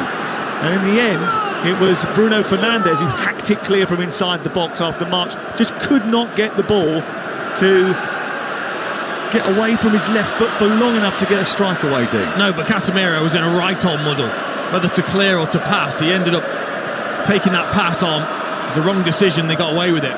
Dalot, again, almost giving the ball away, then eventually does, and it's back down the right from Gross to March, edge of the area. He plays it infield. Welbeck with his back to goal is allowed to turn. He plays it into the D, comes back to Caicedo. He shuffles it on. Estepinian went to hit it. There was a half slide from Anthony to attempt to block a shot that didn't come, and then Brighton switch the angle and go on the other side. Down the right they come this time. Turning away down towards the byline is Solly March. He takes on Dalot, gets to the corner of the penalty area, tries to produce a cross which takes a deflection immediately and goes behind and away for a corner kick away to our right hand side. Manchester United with De Gea in goal, Wan-Bissaka, Lindelof, Shaw and Dalot. Casemiro's been booked and he has to be careful. Eriksen alongside him, and then Anthony Fernandes and Rashford behind Martial in attack. And how many games does Casemiro get if he's booked again for a second time and sent off? Because that would be a third red card of the season. Is that just season over? Go on your holidays. Once you get 3 red cards, I think, you're not allowed to come back again that season. Deep corner kick to the far post. Dunk is unmarked, heads the ball back to the edge of the area. Estepinian takes it down, then left-footed drives the ball high into the air, and it almost takes out a beach ball, which is being jostled with behind the goal away to our right, shared around a few Brighton supporters. There's a few balloons doing the rounds behind that goal as well, big white and blue balloons, and there's certainly a party atmosphere in the Brighton end away to our right hand side. There's a little bit of nervous tension in the Manchester United end, knowing that, quite frankly, this is a massive opportunity for them to get to a final. We've never had a Manchester derby final before in the FA Cup, and I'm sure that that's what everybody thought would happen when these two Manchester Giants were kept apart in the last 4. But actually, coming into the game today, I think most people who are seasoned football watchers had Brighton down as the favourites for the game, and probably quite rightly so. They haven't taken advantage of their favourite status, though, have they? No, it's not turned out like that. It's been a tough test, I think, for Brighton so far. They've played through, but not had that cutting edge that have made them such a devastating team this season. Well, there's been nothing devastating so far about them, and it's pretty level and sedate so far. 5 minutes gone in the second half, and it's Brighton and Hove Albion 0, Manchester United 0. It'll be interesting to see how the second half pans out. Manchester United have played a lot of games, and maybe that has taken its toll a little bit. Brighton, over the course of the season, have played 8 games fewer than Manchester United, and remember that they haven't played 2 matches that they were supposed to, Brighton. Here is Webster down the right side. Infield it goes to Caicedo. Gets bumped off the ball by Martial. Now, I'm not entirely sure that the referee was keen to make that decision, and then was advised by his assistant that he needed to. It's going to be a free kick just short of the halfway line. Yeah, but I don't mind that so much. It shows Martial's switched on, looking to press into midfield, trying to do his work for the team. It's really important. Roberto De Zerbi, with his very well manicured beard, is standing there in his tight-fitting black cotton jumper. He's just watching on from the sidelines with his arms folded as the ball is sent down towards Enciso. It's not a great ball from David De Gea into Luke Shaw, who does brilliantly to get the ball out to the near touchline, but he was put under real pressure from David De Gea, and then that's terrible from Dalot, who's given it away to Caicedo, and Luke Shaw has to come across and crunch him to the floor because he had absolutely no choice. He was left in a terrible hole twice there by 2 different teammates, firstly by the goalkeeper and then by Dalot, who made a terrible error. Well, he done brilliantly to start with, Luke Shaw. In the composure when David De Gea fired that into him, back to the play, took a lovely touch and a flick round the corner to Dalot, and Dalot repaid him by giving the ball straight back to Brighton and putting him in a horrible position. I think in the end he made the right decision. He had to bring him down. Absolutely no choice there, Luke Shaw. He had to take a yellow card for the team. Ball flown forward by Gross towards the far post, headed down towards the edge of the area. It's forward by Enciso, looks to challenge for his own header, which he nudged into the box. Across comes Martial. Manchester United on the back foot a little bit here at the start of the second half. 0-0 the score. And this is Alexis McAllister, who was the deepest of the Brighton players for a moment, into Gross and then on to Webster. It just feels as if Brighton are in control here. Here is Dunk, just left of the centre circle. Back to Webster again, pushing it forward into Welbeck, and then back to Webster once more. Have they got the killer instinct to finish off these chances? Welbeck down the right. Lindelof comes across and just about pokes it out before Welbeck can escape with the ball down the right channel. He's actually done well today, Lindelof, because a few times he's been the last man because Luke Shaw has stepped in with either Enciso or Welbeck. And Lindelof's been on his own, and he's come across a couple of times and covered the ground well. 54 on the clock. Brighton 0, Manchester United 0 on Talksport with Carling. The official beer of the Emirates FA Cup. 18 plus B's, drink responsibly. Here is Pascal Gross trying to send another cross into the box, which takes a deflection and bounces behind. It's away for a throw-in, down by the corner flag, right tight down the right-hand side in front of the Brighton fans, away to our right. Someone's got some chips or something. I can smell it. Can you smell that waft of chips? It smells fantastic. It's Resman Chowdhury who's joined us up here in the commentary box. She's got full-on fish and chips going on. Oh, it smells delicious. I'll be back in a minute. Yeah, you go and get a couple of chips and ketchup as well if you can. The ball's gone back to the halfway line. Brighton just holding on to the ball inside the centre circle. This has happened so often where Webster and Dunk are just exchanging passes on the halfway line. Manchester United with a little bit of a press, and then the ball goes past the Manchester United attack, and then Casemiro tries to win it back. Purvis Estepinian gets caught in a bit of a tussle with Anthony, who gives away a free kick because he's frustrated. They've released the ball to the far side. Before that free kick can be taken, the referee said play on. Here's Matoma taking on Aaron Wan-Bissaka, gets into the penalty area, tries to get beyond Wan-Bissaka, and he does brilliantly in a one-on-one duel once again to nick the ball off him and take it towards the right side. I mean, I've not seen Matoma look as confused or lack ideas as he has today. He's so used to getting that ball and just dribbling at the fullback and getting his own way. Today, Wan-Bissaka's been outstanding against him. He's got a degree in physical education, as Mitoma. He delayed his start as a professional footballer to finish his course. He did a thesis in dribbling, so I'm sure he has got some ideas.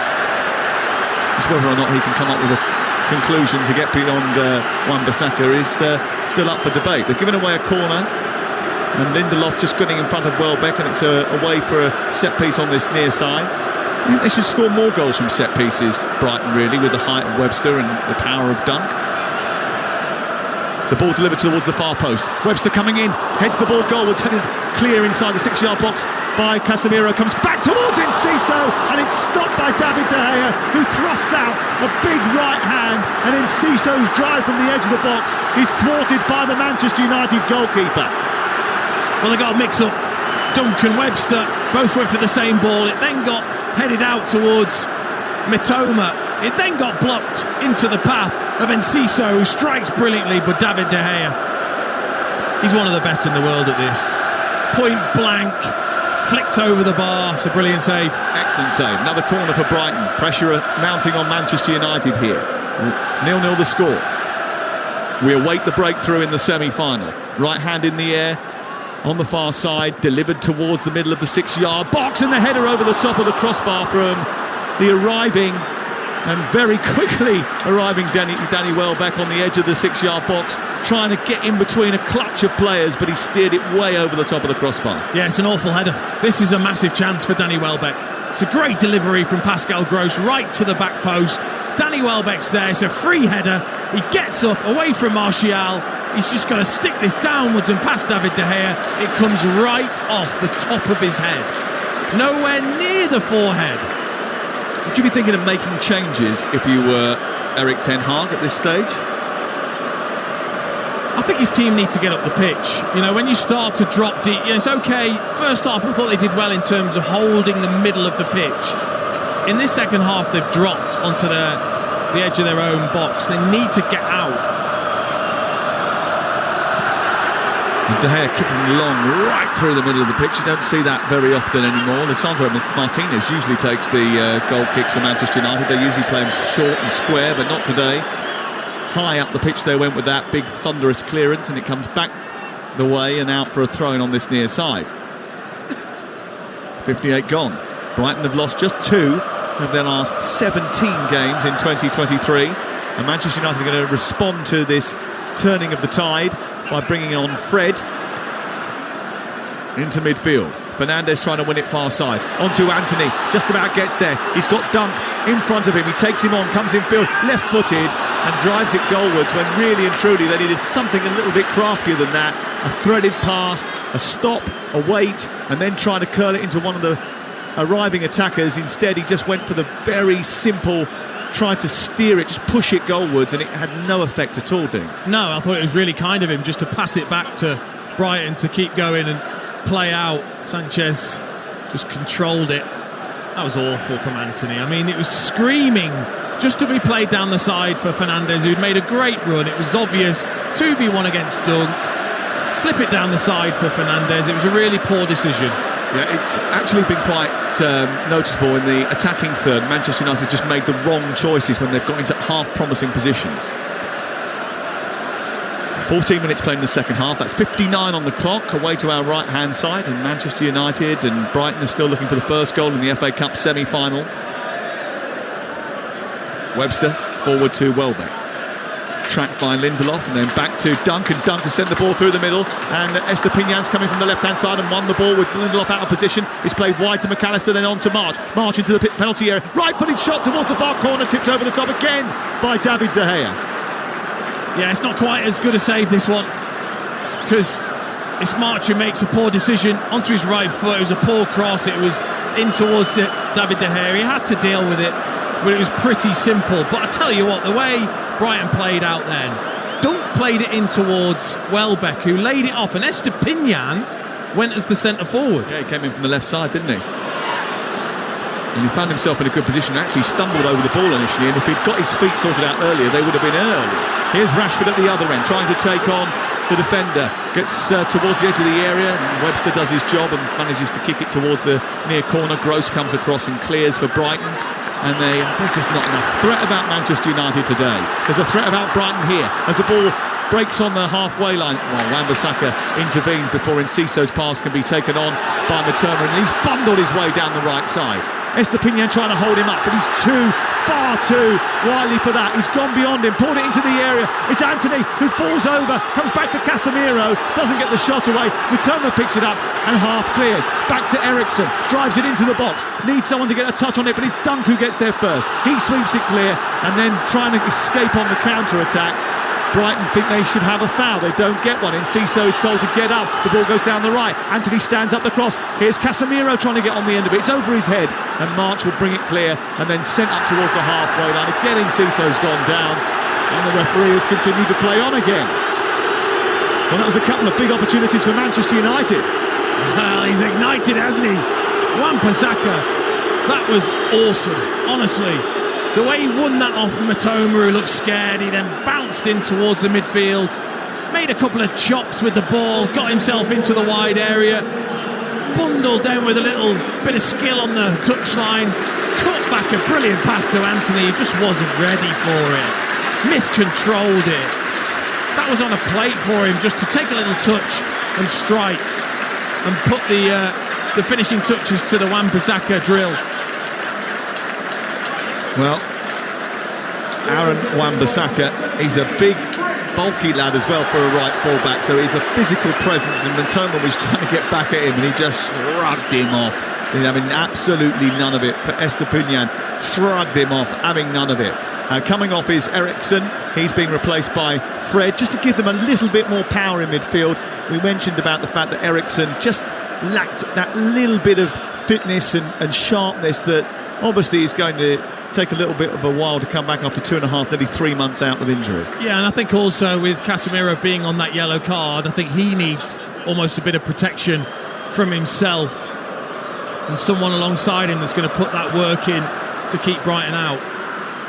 Anthony over on the far side is chasing Estupiñán into the corner. Estupiñán gets it back to his goalkeeper Robert Sanchez, who's recently lost his place in the first team to Jason Steele, only returned to the starting 11 last week. He's played out towards Caicedo, and he's played the ball straight out of play on this near side after pressure from Martial, and the Manchester United fans get on their feet and try and beckon their team further up the pitch and can continue their attacking thrust. Wan-Bissaka has got the bit between his teeth this afternoon. 0-0 the score. On to Casemiro's tossed it over the top. Fernandes allows it to bounce. Dunk follows him out there. He tucks it infield to Anthony. Edge of the area, left-footed, saved by the goalkeeper down low to his right. Comes back out to Martial, who's wide inside the penalty area. Back to the edge of the box and Dalot. Then Fred takes it across his body, moves centrally and then turns away. Gives it back to Luke Shaw, and Manchester United will recycle it once again. It's Martial who picks it up now. Infield towards Dalot. Rashford trying to get beyond the defender. He does that, then goes down under a challenge for Enciso. Free kick, dead centre of the D. An opportunity to strike for Manchester United from about 20 yards out from goal. Well, they've started moving the ball a lot quicker, Manchester United. That was a lovely passage of play. Martial, nice and sharp, in towards Marcus Rashford. Great turn, great body strength, just to go away from McAllister, and then just about checks in front of Enciso, who can't do anything other than bundle into the back of him. Well, there is some technicians out there who can strike a football from this sort of range. They're going to pull it back to just outside the D. So this is going to be around about 22 yards from goal. It's a couple of centimetres right of centre. It might be a little bit too straight, this, but I think Fernandes seems determined to take charge of the situation. But what's quite nice is it gives you the option, doesn't it, of right foot, left foot, either side when you're central. Fred has left the scene and has gone in to disrupt the wall. Marcus Rashford is just a couple of steps back from Fernandes, wearing a pair of bright pink boots. Lindelof has now joined the attack as well. Manchester United, who haven't had too many chances to attack Robert Sanchez's goal in this game, in the 65th minute, going up to the 66th now, have an opportunity from a dead ball situation, just outside the D, a shade right of centre. Rashford is there, mapping out his stride pattern. Fernandes is there as well. Which one of them is going to take it? The referee, Craig Pawson, just watching the movements, blows the whistle. It's Fernandes who strikes it straight into the wall, comes back to him and he volleys it goalwards and over the top of the crossbar. Ah, what a waste. We gave it a big build-up, didn't we? We did, yeah. Just a one step from Fernandes, trying to flick that up and over the wall, and then as it came back, leaning back, hit the underside of the ball and sent it high and into the Manchester United fans. A change for Brighton, and it's going to be Enciso who's going off. I'm not surprised by that. And on comes Joel Veltman, who played under the Manchester United manager at Ajax, Erik ten Hag. Roberto De Zerbi making his first change. And what do you make of that? It'll allow Pascal Gross to go into midfield. It will, and it'll mean that McAllister goes into a number 10 role, where I like him a lot more than I do in that deeper role in midfield. See if that can get Brighton back into the game, because Manchester United have just had a good 5 or 10 minutes. Yeah, good spell for Manchester United. Here is Webster under pressure from Fred, who leads the press on the near side as they look to play out from the back here. Brighton, Veltman immediately into the thick of the action. It's not a great clearance from Caicedo, and Luke Shaw's won it back high inside the Brighton half. On the left side now is Rashford. Rashford playing it infield towards Fred. Fred across to Casemiro. They go back to the halfway line now, and Lindelof just couldn't sort his feet out and was harassed by McAllister. Then Fred gets in a little bit of a tight spot. The ball breaks to Dalot. Rashford adds a bit of composure, and Luke Shaw has it again now. 67 on the clock. This is Casemiro in the centre circle, back towards the middle of the park. On to Casemiro once again. Rashford went to make a dart in behind the defence. Casemiro didn't spot him. He'd scooped over the top towards Martial instead, but it's inaccurate, and it floats behind and into the Manchester United fans behind the goal. Well, watching for us from that sort of vantage point is Talksport's Alex Crook. And what a wonderful atmosphere, Sam. Both sets of supporters fully invested in this semi-final. The Manchester United fans behind me were actually sat quite nervously at the start of this second half as Brighton piled on the pressure. It all changed. The atmosphere cranked up as a result of that rampaging run down the right-hand side. For my man of the match so far, Aaron Wan-Bissaka. Scales and Miovski have scored for Aberdeen, who lead Rangers by 2-0 in the Scottish Premiership this afternoon. Rangers 79 points from what will be 33 games, and that means that there'll be a good 13 points behind Celtic at the end of the night. I don't think Aberdeen are going to catch them in third position. They're 26 points behind Rangers, but they're in front today. Here's Lindelof moving up towards the midpoint of the Brighton half, and before it can reach Fred, snapping into another tackle, Pascal Gross and Alexis McAllister, and Brighton get it out to the far side. But just Manchester United playing higher up the field, playing in their football inside opposition territory, and there's a threat in behind from Rashford, who comes darting between the two centre-backs again. It's headed away by Webster, but only as far as Casemiro, and then on to Fred, who's stretching for it. Mitoma beaten to it. Wan-Bissaka around the corner. There's no one in the right wing position. It goes out for a goal kick. It's almost as if Manchester United, it's taken them till now to shake off those heavy legs from midweek, and all of a sudden the tempo stepped up. They're moving the ball quicker. Brighton are finding it difficult to cope with Manchester United. Can they just create that opportunity? Can they have more quality now when they do? And obviously the longer the game goes on, the more the mind starts to wander, because it becomes more perilous. Concede a goal at this stage and it becomes much more difficult to fight back.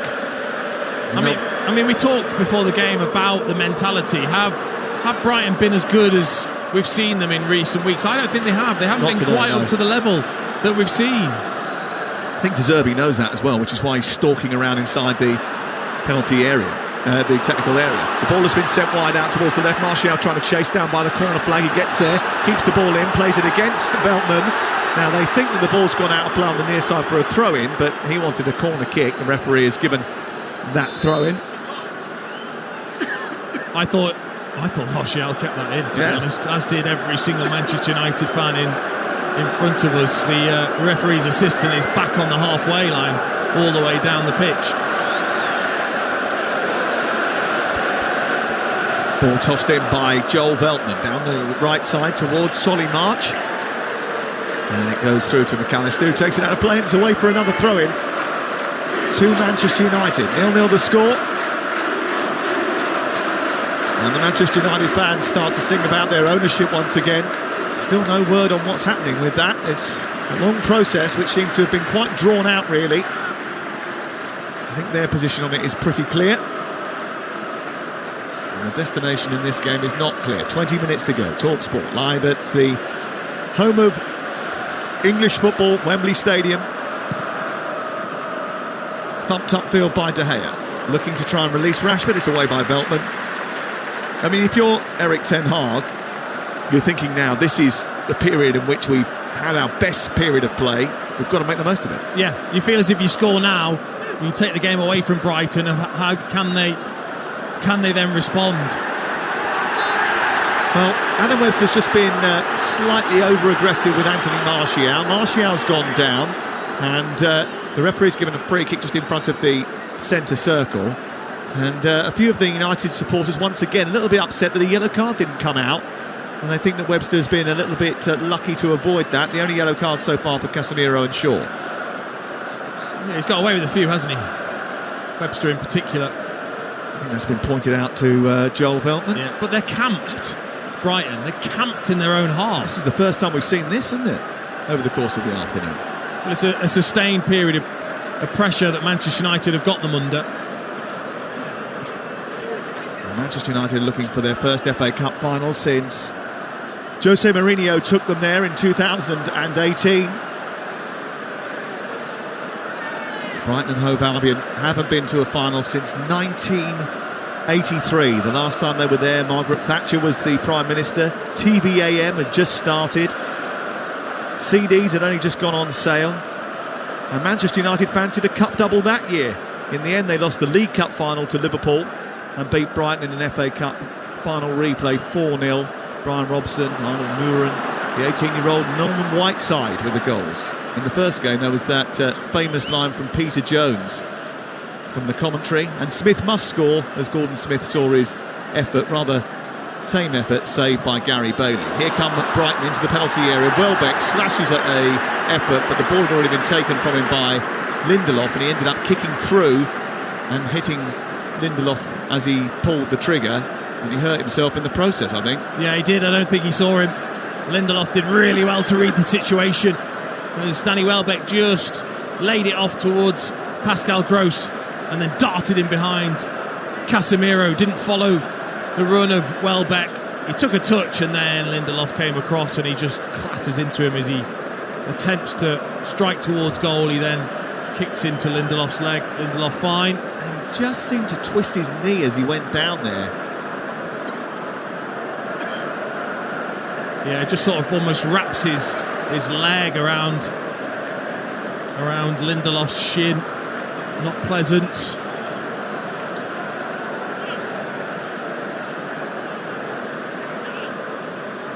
Still treatment ongoing. You're listening to Brighton against Manchester United in the FA Cup semi-final, live on Talksport with Carling, the official beer partner of the Emirates FA Cup. 18 plus. Please drink responsibly. Let's go back behind the goal. Alex Crook is just watching a few Manchester United subs warming up down in front of us. Yeah, looks like Danny Welbeck's afternoon could be over, because Dennis Under is for Brighton. I guess this is where they're going to miss Evan Ferguson, the teenage talent, scored plenty of goals this season. He is here but not fit, and Danny Welbeck, who's had a lot of injury problems over the course of his career, he won't be able to continue. Under on. Wout Weghorst for Manchester United has been warming up quite vociferously as well, so I'll keep an eye on that. Yeah, there's not too many other options in terms of a forward player on the bench for Brighton and Hove Albion, so if Danny Welbeck can't continue, and he's just stretching out that right leg now to see whether or not he is going to be able to play on, but Dennis Undab is about to come on no matter what, and he is coming on to take the place of Danny Welbeck. Undab, who scored 26 goals last season for Union Saint-Gilloise in Belgium, but hasn't had the same sort of impact on Brighton. this campaign. Dennis Undav, the German, who scored twice in the quarterfinals. 2 of only 3 goals that he scored over the course of the season. Veltman heads the ball forward, but it's picked up by Fred and then on to Martial. Martial tries to play it square, and then Mitoma turns it over. Jinks past Casemiro, but Wan-Bissaka does brilliantly and sends it down the right. Here's Anthony in the penalty area, gets it back onto his left foot, needs someone to play the ball to. It's behind Fernandez. He turns, fires it into the air, and Sanchez comes and claims. Oh, there was a big groan because Fred was right behind Fernandez, ready to take the strike on. Bruno Fernandes didn't have a clue. He didn't have a clue. He mustn't have heard the shout, and he then took it on, and the chancer eventually was gone. Again, it was a good move by Manchester United. It's another situation where Manchester United have got into a promising position and they've made the wrong decision. And that's been probably too prevalent over the course of the 75 minutes we've had so far. And Manchester United just got a grip of the game. They've started to put the pressure on. Then the injury to Welbeck actually sort of disrupted it again and took the sting out of the match. And as a result of that, they've got to make sure they keep going, because otherwise they're going to lose momentum again. Brighton looking to come forward now through the middle of the pitch. Gross trying to fire it through to Undav, and then Lindelof almost gives it to him anyway. Turns it round the corner. Wan-Bissaka tidies up, and it's cleared away by De Gea up towards Martial, who rises but can't reach. Interesting that Crook was pointing out that Wout Weghorst has been warming up. Would there be an argument now for Weghorst to come and add a little bit of energy and focal point to the front of that attack? I know you're not the biggest fan. I'm a big fan of what he does in terms of for the team. Absolutely, I'm a big fan of that, because I know how hard it can be. But is he going to get you that goal? Dalot into Rashford and gets it back again. Dalot sprints over halfway, cuts in into the middle of the Brighton half. He wants a free kick. Referee says play on because it's run through to Rashford. Down the left side, trying to jink his way past Veltman. He was never going to be able to get beyond Veltman from there. And maybe should have dealt with that just a little bit better, I think, maybe Marcus Rashford, because there wasn't enough room to try the trick to flick it past him. No, but he tried a really clever trick to start with, and Veltman didn't fall for it. Hence why Veltman then got in his face a little bit once the ball had gone out, just to say, you ain't doing me with that. I know that that's your trick, Marcus Rashford, and you're not going to get me with it. Well, it's FA Cup game day on Talksport at 7 o'clock. Majestic is opening up the boot room, if we're finished, that is, because what time is it now? Coming up to 8 minutes past 6. Unless we have a winner in the next 12 minutes, we're going to extra time here on Talksport. And you'll be able to have your say if you're a Tottenham supporter of what you've seen today. 03717223344. Caicedo just getting a bit of treatment, is back and moving again, and then a blind ball by Estepinian, who was in a really good position, gives the ball hands possession back to Manchester United. Ball goes out of play on this near side. Rashford wants a foul. Veltman throws the ball in. Roberto De Zerbi's getting animated on the touchline. He does that. Here, just down the side of the centre circle, is Pascal Gross. 11 minutes to go in the semi-final at Wembley for a place against Manchester City in the FA Cup final of 2023. 3rd of June. Will it be a Manchester derby, or will it be a game between North and South? Here is Dunk into Webster. Webster forward into the path of Gross, who combines well with Caicedo. His ball back to Gross isn't great, but he's got hold of it, the German. Plays it wide. It's picked up now by Solly March, who jinks left-footed, sends the ball in towards the near post, headed away by Shaw, comes back towards Webster, and then Martial fighting for it, wins a free kick just short of the centre circle. That's a bit better from Martial. Yeah, good strength, Anthony Martial there. That's vital. Surely Webster's not going to get away with another one. He is. He's going to get away with... He can't. He is. He's not going to book him. It's unbelievable, really, when you think that he's had so many nibbles throughout the course of the game and he hasn't been booked. And the Manchester United fans can't believe it either. Away by Veltman, headed down by Gross into the path of Undav. Miscontrol by Veltman. Dalot goes across. And he plays it against Veltman. And Erik ten Hag can't believe that that's not a Manchester United throw. Craig Pawson getting the brickbats from the Manchester United supporters. Erik ten Hag is getting angry. He's not as angry as he was after the game on Thursday night, but he's a little bit animated on the touchline again today. I've got to make the point, Lewis Dunk's distribution is absolutely sensational. And there's another ball over the top looking for Kaoru Mitoma. headed away by Wan-Bissaka after a raking pass from Dunk. Played centrally for Caicedo, who pings the ball across the floor, drills it towards the right side. It's not a great ball into the channel for Gross from March, and then Fred comes across, plays it against the German, and it goes out of play away to our right-hand side. Pascal Gross, who thinks that maybe the German FA have forgotten that he's German, hasn't ever been called up to the national team, hasn't been given a cap, despite many years playing in the Premier League. Yeah, it does feel a little bit harsh. I think he's been excellent this season, of course. I think the levels that he's reached consistently have been superb. I tell you what, though, I have not seen Matoma and Solly March be this poor in any game this season. Are they poor, or are they being kept quiet? I think a bit of both. Estepinian on the far side from David De Gea's kick out, turns the ball over, slides it down the left channel. Undav goes across, back to goal, plays it wide, collected by Matoma, the Japanese international, played towards the back edge of the penalty area, where it's with Undav once again. They want to foul Brighton, the referee says play on, and now there's a chance for Manchester United to counter-attack, and Casemiro goes down after a collision. The referee again says play on, he wants the game to continue. Caicedo's got it now for Brighton and Hove Albion towards Gross, and then Shaw brilliantly just lets the ball go across his body, and it's cleared away by Dallo. But now all of a sudden there's no outball for Manchester United. Oh, I mean, it's so tense now, isn't it? The players know, as the clock ticks down, you don't want to make a mistake at this point. But who's going to be brave enough to go and make something happen, to go and get your team into the final? Yep.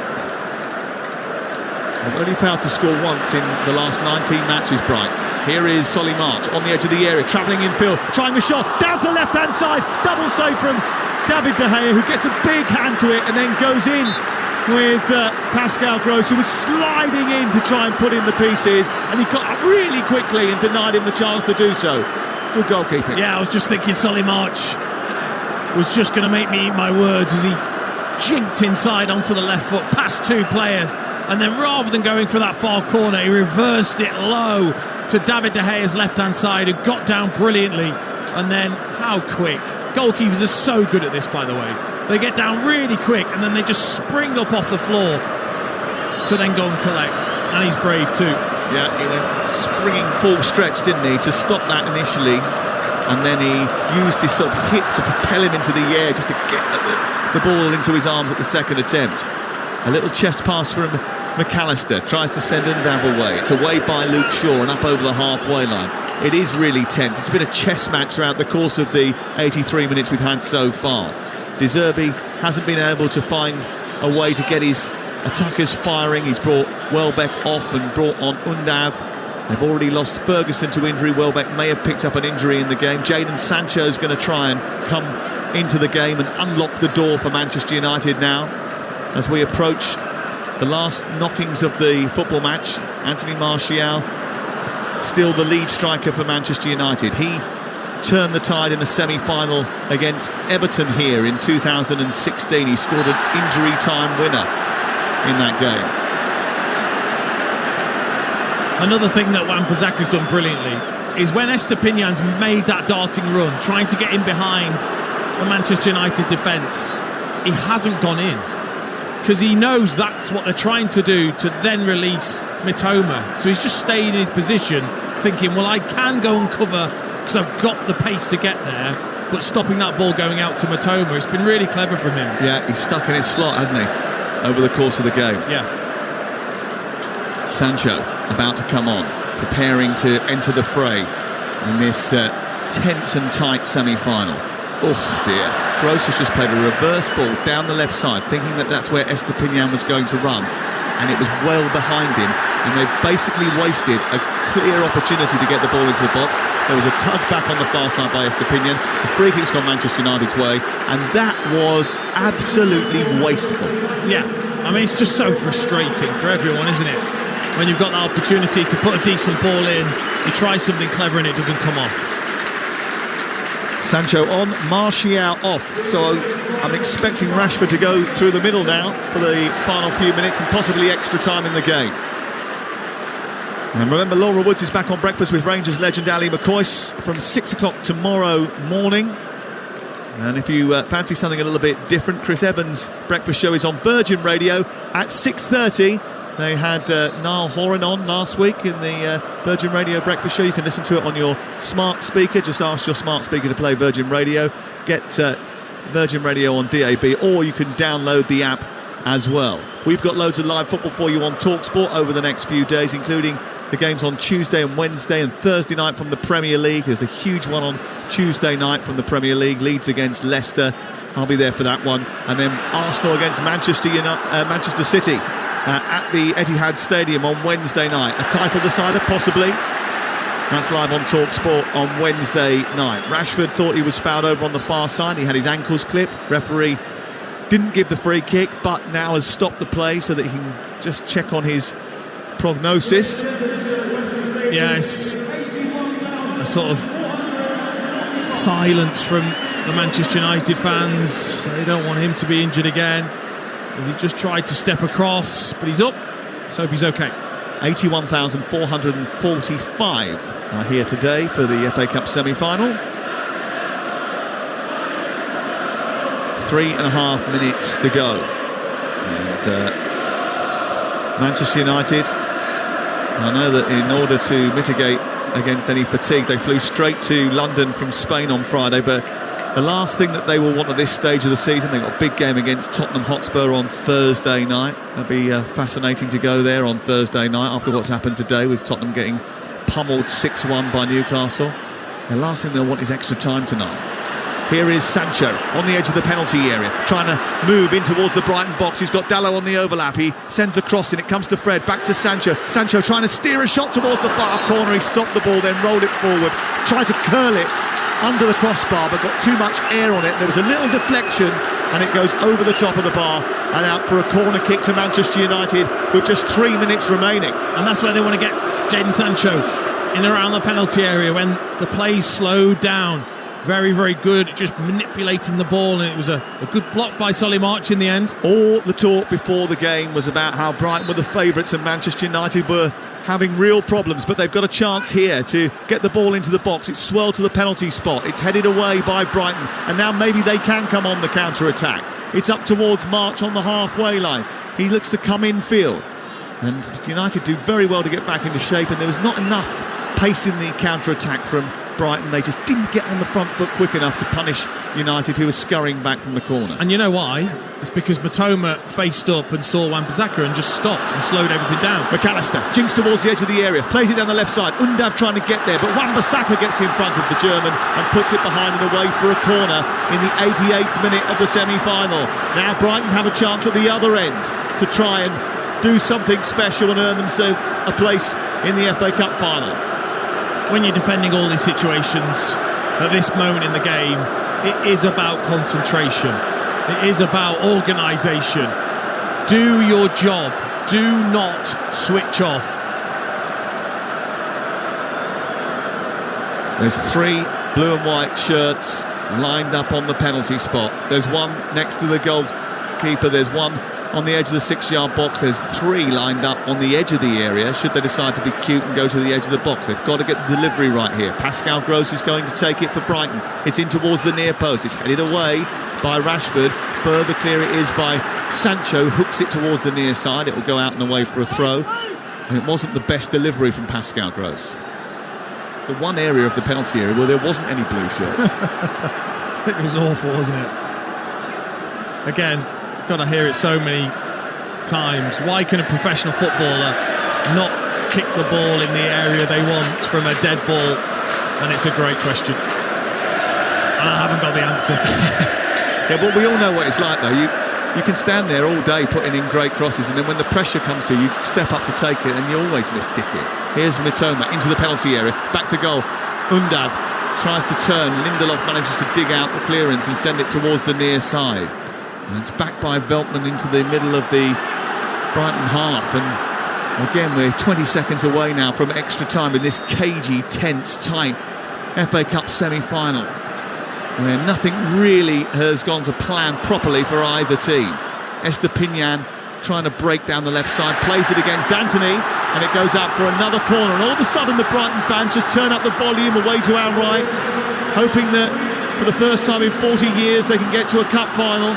Is there going to be a moment of inspiration right at the end? 3 minutes of added time at the end of the 90. Pascal Gross just trots over rather slowly towards the corner flag. This time, can he come up with a better delivery? Dunk is up from the back, so is Webster. A late goal would crush any hope of a Manchester United comeback. Only 3 minutes have been added at the end of the semi-final. In towards the middle of the 6-yard box, and the header is over the top from March. It just sort of hit him on the head, really, and it just went high up into the air, and it remains 0-0. Yeah, it was a better delivery, though, from Pascal Gross. He just peeled off Dalot. Solly March, but it's so difficult when you're backpedaling and you need to try and then get the power. He was never really going to be able to achieve that. Well, Manchester United have only made 2 substitutions so far. Brighton have only made 2 themselves, and we've still got an extra time period to come. Manchester United have a habit of bringing on substitutes that end up turning the tide in games. 20 goals scored by substitutes. Only Villarreal can match that in Europe. Here's Matoma jinking in from the left-hand side. He's got the beating of Wan-Bissaka for the first time, and then can't get the shot away. And there's a foul by Matoma, and is that a yellow card? The first of the game for a Brighton player? It is. Ironic cheers, of course, but he did beat Wan-Bissaka, but he had to then go the long way past him, driving into traffic, where then a Manchester United player could help out his fullback. Casemiro's got a whack inside the 18-yard box, and we're nearly at the point where we will be going to extra time once again in an FA Cup semi-final, and more minutes are going to be on the clock of Fernandes and Rashford just when they don't need it. A lot of the Brighton fans just escaping down to get an extra beverage. A couple of the Manchester United supporters just looking a little bit tense away to our left-hand side. Ball hit high into the gloomy sky, and it's away from Sancho, can't get on the end of it. Poor kick out again, and it's out for a throw on this near side. How would you sum up the game? To me it feels almost like both the two teams would be a little bit disappointed. Yeah, I think they'll be disappointed with the situations they've both got themselves into in an attacking sense and not taking advantage of that and the quality being poor. But I think it's more a victory for Ten Hag. I think they have stifled Brighton at times. The way they've set up, Brighton want to play through, and they've not really allowed it that much, especially the second half. Manchester United. Yeah, they slowed the tempo down in the first half, didn't they, Manchester United? Lots of stoppages and punctuations. And in the second half, actually, they probably had the better of it, Manchester United. Ball is won by Casemiro, who spreads it to the right, and before Wan-Bissaka can get there, the referee blows the full-time whistle for the end of the 90 minutes, and we'll have extra time in the FA Cup semi-final to deal with who is going to go through and face Manchester City in the cup final. At 90 minutes mark, it's Brighton 0, Manchester United 0. Well, Man City away. Pep's waiting to find out who they will face in the FA Cup final in early June. Nothing really between these two sides, I have to say. There's been some decent saves from David De Gea, but Manchester United had spells where they were on top as well. Welbeck headed over when maybe he could have done better, should have done better. De Gea saving from March when Ciso. There were moments for Manchester United in the Brighton box, in the Brighton half, but nothing really spectacularly clear cut. And in the end, I'd have to say, Dean Ashton, 0-0 is probably a fair reflection of what we've seen in the 93 minutes. Yeah, I think so. You know, I talked about the contrast of styles. They have cancelled each other out, really, and I'd say the upper hand has to be to Manchester United in terms of the tactical aspect. I've not seen Matoma and March be this quiet in any game this season so far, which is credit to the two fullbacks of Manchester United and the defensive unit. McAllister hasn't really had a look since going at that number 10 role. Undaf, to me, has not shown the quality yet since being on the pitch. I think the longer it goes on, the more confident Manchester United get, the more edgy you would expect Brighton to get. But that midweek game for Manchester United, is fatigue going to play a part? With Brighton, you said at the end of the commentary there, towards the end of the commentary, they haven't been able to play through United like. They tried to play through opponents. As you were saying that, Brighton were playing through them. It was just a bad ball crossfield from Solly March to Mitoma. One thing we know about Brighton, they're going to keep on trying to do that. There's no plan B. Plan B is actually just get better at plan A. Yeah, it is. It is. And they'll hope that as Manchester United tire in this game, that then one of the players doesn't do their job. I just think Manchester United are going to get deeper when they defend, and they have done in that second half. At times they were very, very deep. They don't want Brighton to be able to play through them, and I think that's been one of the qualities of the Manchester United defensive display. And Brighton, you're right, have just got to be better at that. They've shown it throughout the season. They can't let the pressure affect them. They've still got to try and play and find the gaps. A few players are on the floor. Bruno Fernandes is sitting on the floor. Aaron Wan-Bissaka lying down. Some of the Brighton players getting a little bit of treatment as well. Harry Maguire suspended today. The captain of Manchester United is out there trying to encourage his teammates. Eric Ten Hag in the middle of the circle for Manchester United as well. Let's bring in our chief football correspondent Alex Crook, who is behind or in front of the Manchester United fans who may be a little bit nervous. What's the mood among those fans, Alex? Oh, you can feel the tension, Adrian. These Manchester United fans, they are concerned and probably thinking back to that Europa League final, which went all the way to penalties. You'll remember David De Gea didn't get near any of them and then missed a spot kick himself, so that could be an interesting dynamic if we don't get the breakthrough in extra time. Marcel Sabitzer looks like he's going to come on for this extra half hour. I wonder if Casemiro, having been booked now in the veteran stage of his career, may be the player to make way. Well, we shall see. We're still waiting for the players from both teams to break from their huddles. Let me give you the full-time scores in the meantime. Here it's 0-0 at Wembley, second semi-final in the FA Cup. Extra time about to be played. You'll hear it live on Talksport. Premier League, it finished today. Bournemouth 0, West Ham 4, Newcastle 6, Spurs 1. Newcastle were 3-0 up inside 10 minutes, 5-0 up at half-time. Championship live on Talksport 2 earlier. It finished West Brom 1, Sunderland 2. The Mackems coming from behind. Scottish Premiership game's about to finish. Aberdeen 2-0 up on Rangers. The second from Bojan Miovski, who England will face when they meet North Macedonia in qualifiers. Women's Champions League, Arsenal came from 2 down to draw 2-2 in the first leg of the semi-final away to Wolfsburg.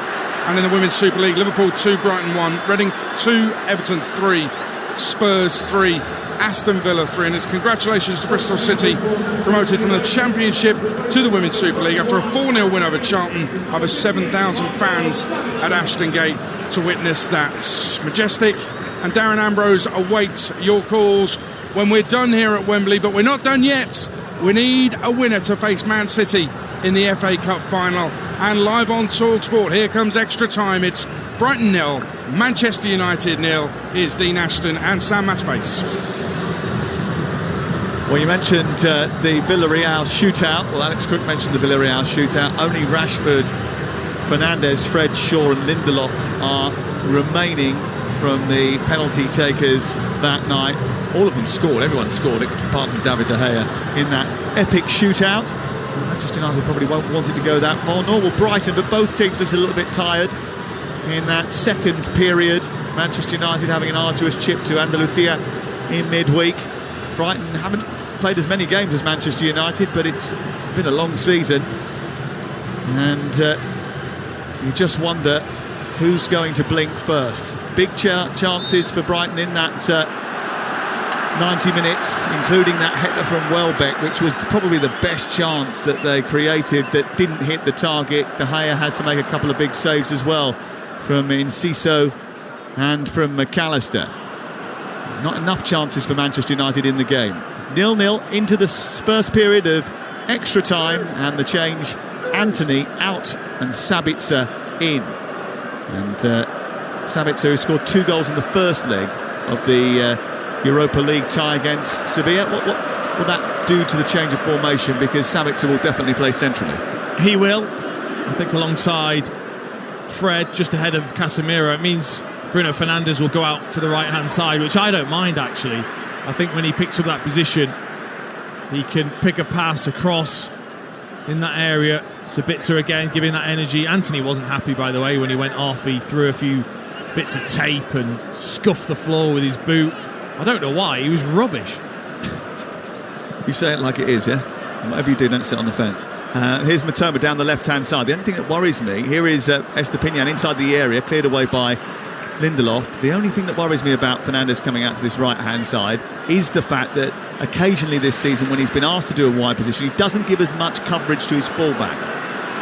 No, I mean, Estupiñán, as we've seen so often, makes those darting runs. Somebody needs to track him. And Fernandes doesn't seem to be moving with particular freedom as the ball goes into midfield. McAllister, then he gets it back again. McAllister 25 yards from goal, shoots, and it's way over the top of the crossbar, and it goes into a fluttering banner behind the goal, away to our left-hand side. And it's out for a goal kick to Manchester United. We played 2 minutes of the first period of extra time, and it's still all to play for in the FA Cup semi-final. And Erik ten Hag will know that his season will be judged on trophies. I mean, Manchester United last season, and for a long time, haven't been able to put a trophy in the cabinet. They've already done that this season with the League Cup, but a cup double really makes a statement, because when you look back earlier in the season at how it started with Brighton and Brentford, those 2 games, to be able to do that will just show how far they've come. And similarly for Brighton, you know, it's so long it's been since they got to a final. The crop that are on show here, arguably the best team to have played in a Brighton jersey. If you speak to Brighton fans, a lot of people will say that. It's a real opportunity for them to do something unheralded. Here on the far side, away to our right-hand side, Brighton coming forward once again. It's with Solly March trying to jink into midfield. Fred disrupts it, and it's cleared by Lindelof high into the air. He's just whacked that over the course of about 50, 60 yards, and Marcus Rashford, who was standing in the centre circle, said, "Hey, any chance?"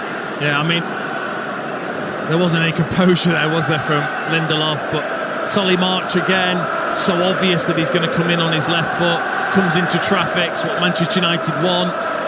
You've got to find a way, when it's not maybe working, maybe he has to go on the outside 2 or 3 times before you then open up that space. Yeah, it's been a bit sort of one-dimensional. Maybe he has to start inside and make a dart outside. It's been a little bit too predictable from Solly March today. Up to Casemiro, who tries to find Fernandes, pinched by Dunk in front of the Portuguese, and Brighton have got the ball again. 3.5 minutes into extra time on Talksport, and it's Dunk into McAllister, and then Caicedo, and then Sabitzer is eluded, and it's picked up by Pascal Gross, who sends it on to Estupiñán. Lovely ball into Undav, his controller's poor. Inside the 18-yard box, brilliant play from Brighton, who knitted that together superbly and cut Manchester United open. It came to Undav, and he couldn't get it under control. Like that. See what he did there. Awful. As was his touch. Here is Undav trying to backheel it into the path of McAllister. It goes back towards the edge of the area, and Brighton just starting to put a little bit of pressure on here. Estupiñán has got it in a wide left position. He produces a cross. It's deep towards the far post, headed away by Dalot. Wasn't a great delivery. Comes back via March down the right side. Pascal Gross picks it up.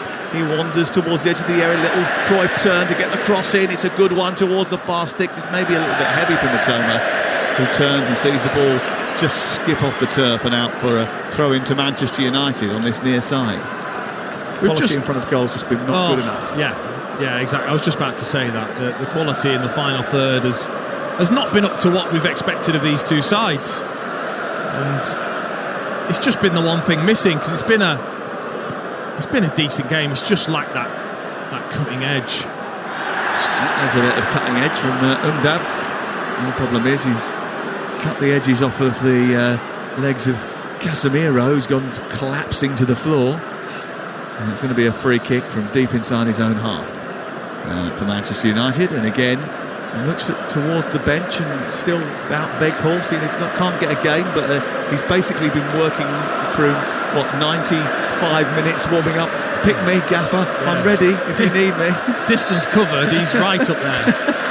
He's covered more ground than Martial. Ball forward out towards the right-hand side. Floated forward by Casemiro. He thought he'd spotted an opportunity for Fernandes to break there, and he just put his hands around his cheeks as if to say, that was so close. Here is McAllister being wrestled with by Lindelof, who's basically tried to take his shirt off, and now he's got a yellow card. And a free kick has been given to Brighton. The touch and the awareness from McAllister, outstanding. Just sensed where Lindelof was. Beautiful touch with the outside of his foot to take him away from Lindelof. Yeah, and the Swede hasn't played too often this season. The only fit centre-back as a shot comes in from range from Caicedo, but doesn't manage to get it on target. It's miles wide. Lindelof with 1 or 2 injuries as well. Has only played 6 Premier League games from the start this season and a handful of cup appearances. He might be fresh, but he's not up to speed like the others that have been taken out of the team because of injury. Weghorst's gone to get a ball now. He's acting as the ball boy. He really does want to get involved, doesn't he? It's what you've got to do. Just somehow get the manager's attention. 0-0. Ball cleared by De Gea up through the middle of the park. Again, Dunk, really tall and imposing, goes up with Bruno Fernandes. He beats Bruno Fernandes despite a bit of pressure from the Portuguese. But Bruno Fernandes is pointing out to him he's only very small, so any damage he inflicted on Dunk should only be surface damage. Upfield it goes towards Fernandes again. Estepinian wins the header. Flicked on by Caicedo. In midfield it's won by Casemiro. Gets away from McAllister and plays a good ball into Jadon Sancho. We haven't seen too much of. He skips away from Veltman, moves out towards the left-hand side. He's a couple of yards in from the left touchline now. Approaches the left wing position, now into the penalty area. Travelling with it well. Diego Dalot takes over. Back to Sancho, who's got 3 between him and the goal. It's in towards Sabitzer, and he glances the header towards the far post, and he misses the target. Really good delivery that from Jadon Sancho, and a good run, a little spin out, and then coming back in was Marcel Sabitzer, and he just glanced the ball just wide of the left hand upright. Yeah, it was brilliant from Jadon Sancho because he really took his time. He didn't waste the opportunity. He waited for Dalot to help and make a run. It's a lovely little touch and then cross, all in one movement for Sabitzer to run across Dunk and get the glancing header. Estepinian charging forward from left back into a midfield position for Brighton at the other end as they look to come forward with 8 minutes of extra time played. Away by Sancho, picked up by Dalot, and now Sancho is on the escape. He gets the halfway, held up by March. He doesn't have the pace to get forward quickly. Jadon Sancho, he needs bodies around him to play the ball off and get the 1-2s to open up the space. He's had to check back, and now Manchester United are on the halfway line. In it goes to Dalot. Across the floor into the centre circle. Casemiro tries to get away from Caicedo, who's right up behind him. Brighton, such a good football team really, but they've left Marcus Rashford the ability to run in behind here, and he's got beyond the defence. He's gone down the left side. He needs some help. Comes back to Sancho inside the area. Can't get the shot away. Took too long. Played it back to Fred. He air kicked it. It went through his legs when it comes out the other side. And I think in the end, has the offside flag gone up? After all that time, the offside flag did go up, and Rashford was offside in the first place anyway. Yeah, and Fred says, I knew anyway. Yeah, honestly, I did know. Oh, God, I mean, again, we've seen it too often, haven't we, in this game? Just the wrong option, or taking too long when you're in a good position. Rashford very, very close with his run in behind. Let's go back down to Alex Crookers, who's standing in front of the Manchester United fans. Are they getting frustrated? A little bit. I think they were frustrated that Jadon Sancho didn't pull the trigger earlier there. Wout Weghorst has been frustrated, but he's about to come on. Mitoma trying to get past Lindelof. He does that, plays it down the left channel. It's just too heavy for Undav. And it goes behind and away for a goal kick away to our left. Again, a good position, a promising attack that just doesn't come to anything for Brighton. And it just slips down the left side of the box and dribbles out of play and away for a goal kick away to our left. So here's the change. Tyrell Malacia coming on, Wout Weghorst coming on, and Aaron Wan-Bissaka is coming off. What?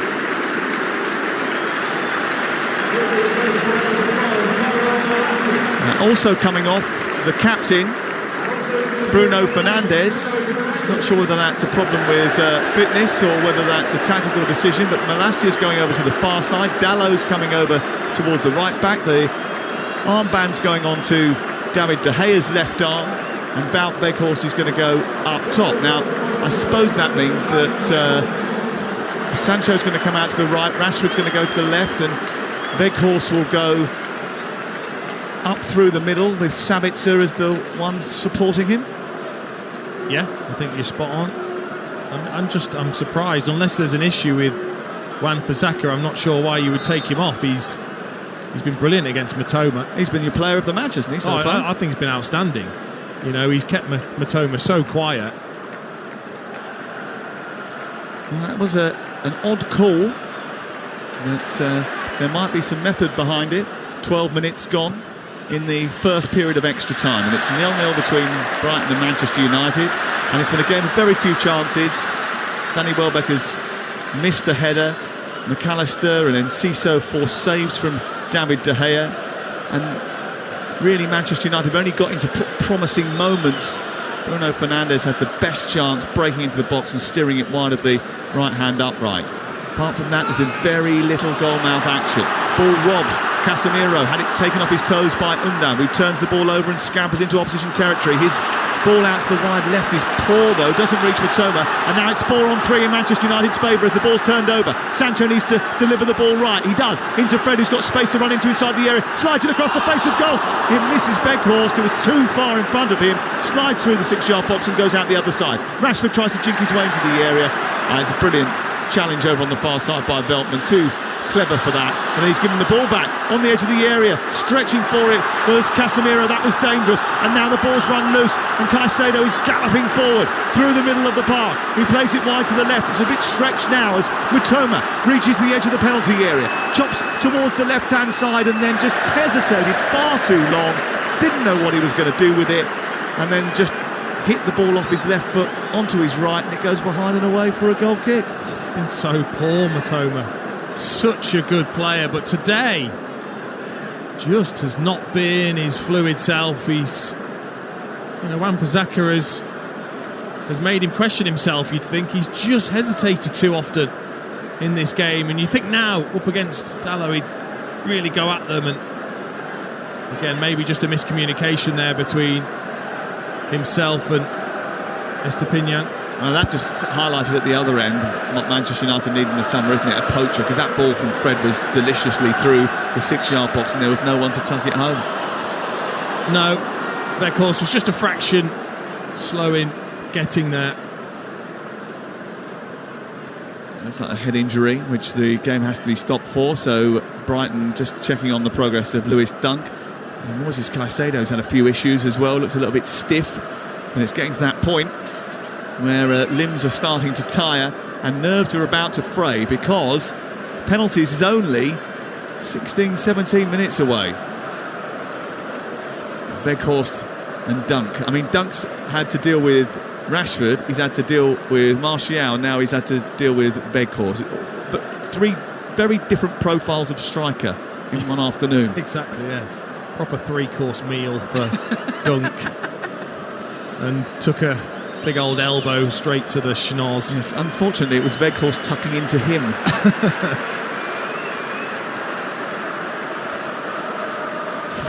Ball's back underway and in play. Away to our right-hand side, just approaching half-time. You're listening to Talksport, live at the home of... Oh, given away by Moises Caicedo. Fred doing really well to snap it back. He's got it on the edge of the area into Sancho. Sancho trying to play it to Rashford. Right-footed shot, saved down towards his left by Robert Sanchez. An emergency save, and what a good save it was. Manchester United working it well after winning it back. It took a deflection when Rashford hit it off Webster, and that made it even more difficult for Robert Sanchez to get down and steer it round the post and out for a corner. Oh, save of the match. This from Robert Sanchez. This is a great strike from Rashford. We know he can hit them with real power and ferocity, and with the deflection as well. To get across and get that left hand to it, that was outstanding. Really good. Here is the corner, 1 minute of added time, in towards the near post. Not a great delivery from Shaw this time. Fred again wins it back. He's been out of favour recently with Erik ten Hag, but he's worked really hard since coming on, and he's always a real asset when you're scrapping and fighting to stay in a match and to get over the line. Manchester United haven't had too much joy in this game. Brighton came into the match with a bit of a swagger, but haven't been able to reproduce that over the course of nearly 105 minutes now. And well, Veltman wanted to get them moving down that right side. It was denied by the referee, who said he took it too quickly. And we're heading quickly to the second period of added time here, live on Talksport. Craig Pawson puts the whistle to his lips, and that's the end of the first period, and there's 15 minutes to go before penalties, and it's still Brighton 0, Manchester United 0. As live on Talksport, we will wait for the second half of extra time. Actually lends a bit of support to your theory, Dean Ashton. For listeners who don't know, you believe that extra time should be abolished, go straight from 90 minutes to penalties, yeah? Please, let's get rid of it. Nobody wants it.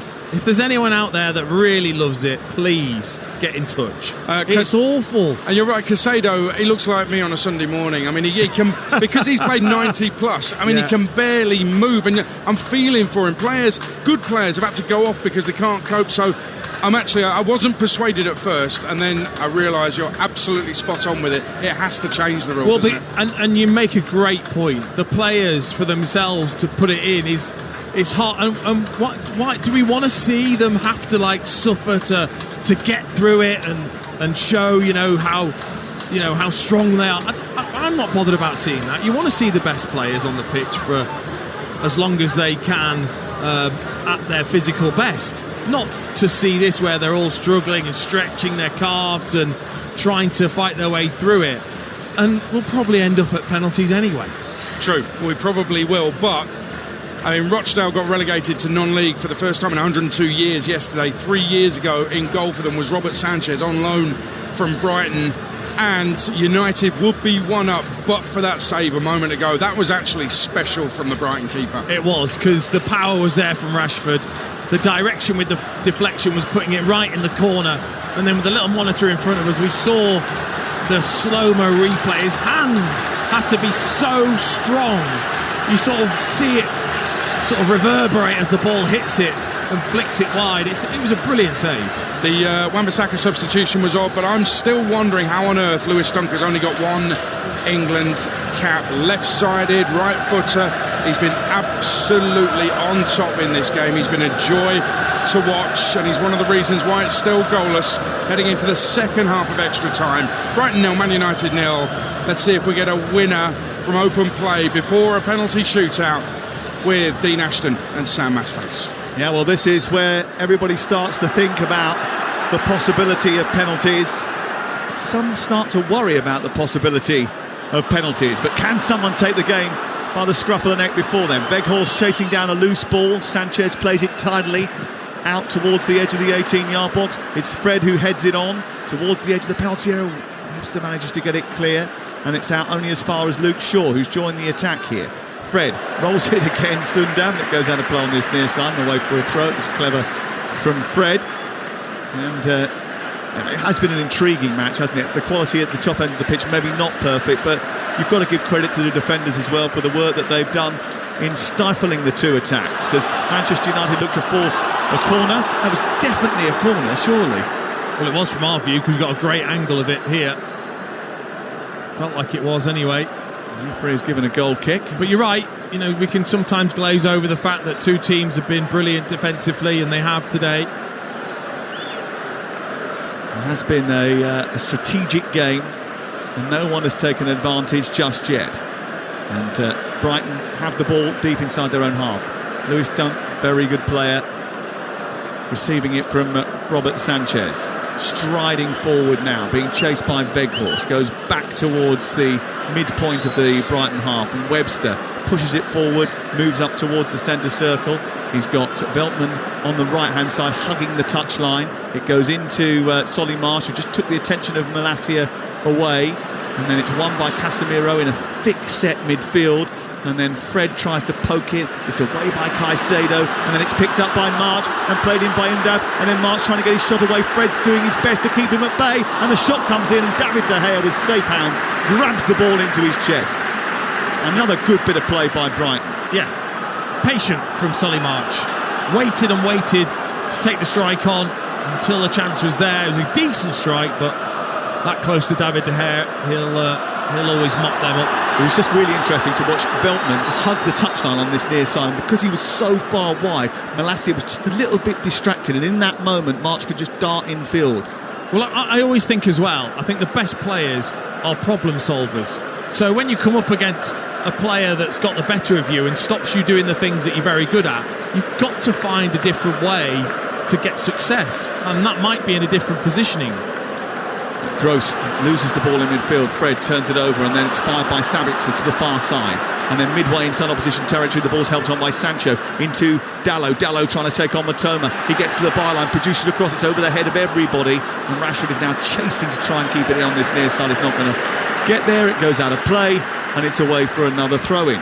He did well to sort of hold off Matoma there, but the delivery again was just too heavy, too much air underneath it. Yeah, I mean, it was good tracking actually from Matoma, but then the strength of Dalot against him was too much. Got into the position to cross, and you're right, that's just quality. There's nothing else. Casemiro nicking it off McAllister. We're into the 19th minute of the extra time, and we looked as if we're heading for penalties. And that is something that will, I'm sure, send a shiver down the spine of those who support Manchester United and Brighton as they look to try and find a way into an FA Cup final. Manchester United for the first time in 5 years, and Brighton for the first time in 4 decades.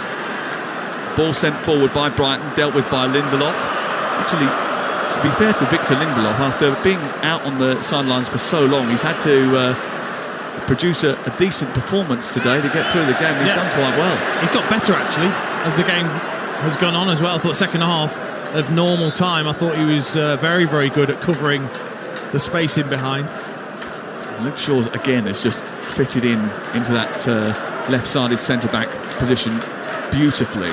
He's done really well for Erik ten Hag whenever called upon in that zone. Upfield it goes towards Weghorst, a flick on which Sabitzer chases with all his might. He doesn't quite get there, but Veltman cuts across and brings it out of play. But United pressing for it, and they win it back between Sancho, Weghorst and Casemiro. It doesn't turn over and turn into an attack, but it does mean that Lindelof can play it forward, and Veltman dragged down Rashford as he was looking to escape in behind, and the referee has called free kick. And if that's the case, is it going to be a red card or a yellow for Joel Veltman? Well, there is consultation here. Well, I mean, I'm not sure Rashford's getting it, to be honest. I don't think he's getting this. I think this is going right the way through to Sanchez anyway, but it's definitely a foul for me. Well, has he given it the other way, Dean? Has he given it against Marcus Rashford? Well, he makes the run, just arcs his way in. As they're coming together, I mean, to me it seemed like Rashford was away and Veltman fell on top of his legs, but I don't think he's getting anywhere near the pass anyway. Rashford has been penalised. Rashford is the one who's been penalised for a foul, and that has caused a few shakes of the head up here. Erik ten Hag isn't happy. I mean, from the position that we've got, it looked like it was Veltman who had committed the foul. I think it would have been a yellow card rather than a red because of the distance as well anyway. But Lindelof, has he just hit a cramp? No, he keeps going. He's managed to play the ball forward over on the far side. Casemiro's got it, and now Casemiro's looking to play it forward for Rashford to run in behind Veltman, and this time he does get hold of the ball and takes it into the penalty area. He's got Weghorst joining, but Rashford's going to take it on alone and smash it towards the far post. Weghorst looks to the heavens. He knows that an earlier ball into the box meant that he was absolutely stone cold free, waiting inside the area, but it didn't come his way, and Rashford's shot was way off target. Well, you've got to ask yourself the question, if you're Marcus Rashford, are you laying that into Wout Weghorst, or are you skipping inside onto your favoured right foot and taking the strike on with the record that you've had this season? There's only one answer, and he did it. It's just the execution wasn't quite there. He was stretching for it, hence he didn't have the control then on the finish. Well, there is a little bit of joy coming Manchester United's way, and they've won it back again, and Weghorst has tried to poke it forward. There was a little flick off the arm there. The referee said no, and Brighton have won it back, and Matoma is coming down the left side. Weghorst turns it over again. There's a foul by Diogo Dalot over on that far side, and it's going to be a free kick to Brighton just short of the halfway line. I mean, they're tired. Yeah, so you're diving in at situations when you're out of position. Lots of the players now. And the aching limbs are starting to be stretched, and there are certainly tired-looking players all over the park now, trying desperately to get that last little sap of energy to try and influence this game and change the outcome of it. Here is Mitoma down the left side, trying to cut infield, releases it to Pascal Gross. Gross tries to side it down the channel to McAllister. It's prodded away by Luke Shaw. Comes back to March, who's cutting it on his left foot. Lovely skill by him. Mitoma's picked it up inside the D. He plays it into McAllister. McAllister steers it to Mitoma. And out comes De Gea. Manages to make a save. And then into the side netting from Estepinian. What an opportunity that was for Brighton. They seem to take too many touches inside the area. I think there was a foul by Mitoma on the goalkeeper down with De Gea, right at the very last anyway. But what a chance for Brighton to take the lead in extra time. Oh, I mean, great football though, wasn't it? March with a little jinking run, let Mitoma take over into a bit of space. Great footwork then for a little 1-2 with Undav. And then when it came to it, it was just that final touch was just too heavy. And then I tell you what, he really does clatter into David De Gea. He's on a yellow card. It's dangerous play for me. Yes, he wants to score, of course he does. But he fires into David De Gea. That's the yellow card. Oh, it is. The ball's gone miles. Yeah. He is incredibly lucky not to be sent off. Any other situation, anywhere on the pitch, and he is off. That's a yellow card. It's late, and it's high up on the shin as well. It's not nice. I mean, I've been there plenty of times. You want to score, you see the ball's there, but it had gone. That he wasn't going to get it. De Gea was there first. Is there any suggestion it could be anything more than a yellow card? Because only a VAR can look at it and advise the referee if it is a possible red card offence. Because it isn't, the VAR can't get involved and say he should be booked. Good point. Hence why it's not been looked at. I think the Manchester United bench are a little bit frustrated with that, though, as the ball's kicked clear by De Gea over the halfway line, and then it's headed forward by Fred, but it's won by Joel Veltman. His ball out towards the near side is a little bit difficult for Solly March, and actually Malacia getting up and getting involved in that situation forced him into giving away a throw-in on the near side. So we've only got 5 minutes remaining, and I wonder which end the penalties will be taken. That will influence proceedings in front of the Brighton fans and the Manchester United fans. Well, I mean, we're getting to that situation, aren't we, where, you know, listeners will be thinking, I want penalties. I've sat through this. Give us penalties. Other than Brighton and Manchester United fans who want the goal, everyone else now wants penalties. And the players, they are thinking, please, someone score between now and the end. Here is Malacia trying to stab the ball forward. He just about gets it to Shaw, into Weghorst. Weghorst does well. Malacia back to Weghorst, who's charging down the left-hand side. Can he get there ahead of Veltman? He does manage to generate a free kick brilliantly. And then he turns round to the Manchester United fans and he tries to raise the temperature. He pumps his fist and he gets them to try and roar the team on. He wants to get through to this FA Cup final. He wants to be a part of it. It might be his only ever chance to do so. And he knows just how precious the minutes on the pitch at Wembley in a Manchester United jersey are. That's why he was warming up, wasn't it? Because he wants to be on the pitch, he wants to be part of it. He's done that same run about 25 times already in the warm-up down that left-hand side. Sabitzer to take the free kick, which is almost as good as a corner, down in the left wing position. Rashford's there as well. Weghorst is waiting in the centre. It's Sabitzer's delivery, but it's so high and so long that it just drifts harmlessly out of play. And it's a real waste again. Oh, so bad. I mean, I think in those situations, when everyone's tired, take a free kick that's the percentage free kick. So even if that's where you sort of clip it in with less pace. Let me give you the latest from the Academy Stadium in Manchester. Manchester City women 2, West Ham United women 1. We've gone on so late here that game's kicked off. It's in the 11th minute. Here is Tyrell Malacia into Fred. Now Casemiro weaving onto his right foot, shooting down low towards the goalkeeper's right. It's an easy save for Robert Sanchez, a routine save from him. But he had to make absolutely sure that there was no spillage at all because Sabitzer was there waiting. Yeah. And that was the thing that David De Gea did really well earlier on, wasn't it? Picked up and mopped up his spillage very quickly to deny Brighton from getting the rebound. Here's Rashford doing well to get it out wide towards Casemiro, delivers it into the box towards Weghorst, away by Veltman. Sabitzer was in there as well, comes back to Luke Shaw, who delivers another ball which is so far off the mark, it's unreal. It goes straight down the throat of Robert Sanchez, and I mean that was actually completely misdirected, that.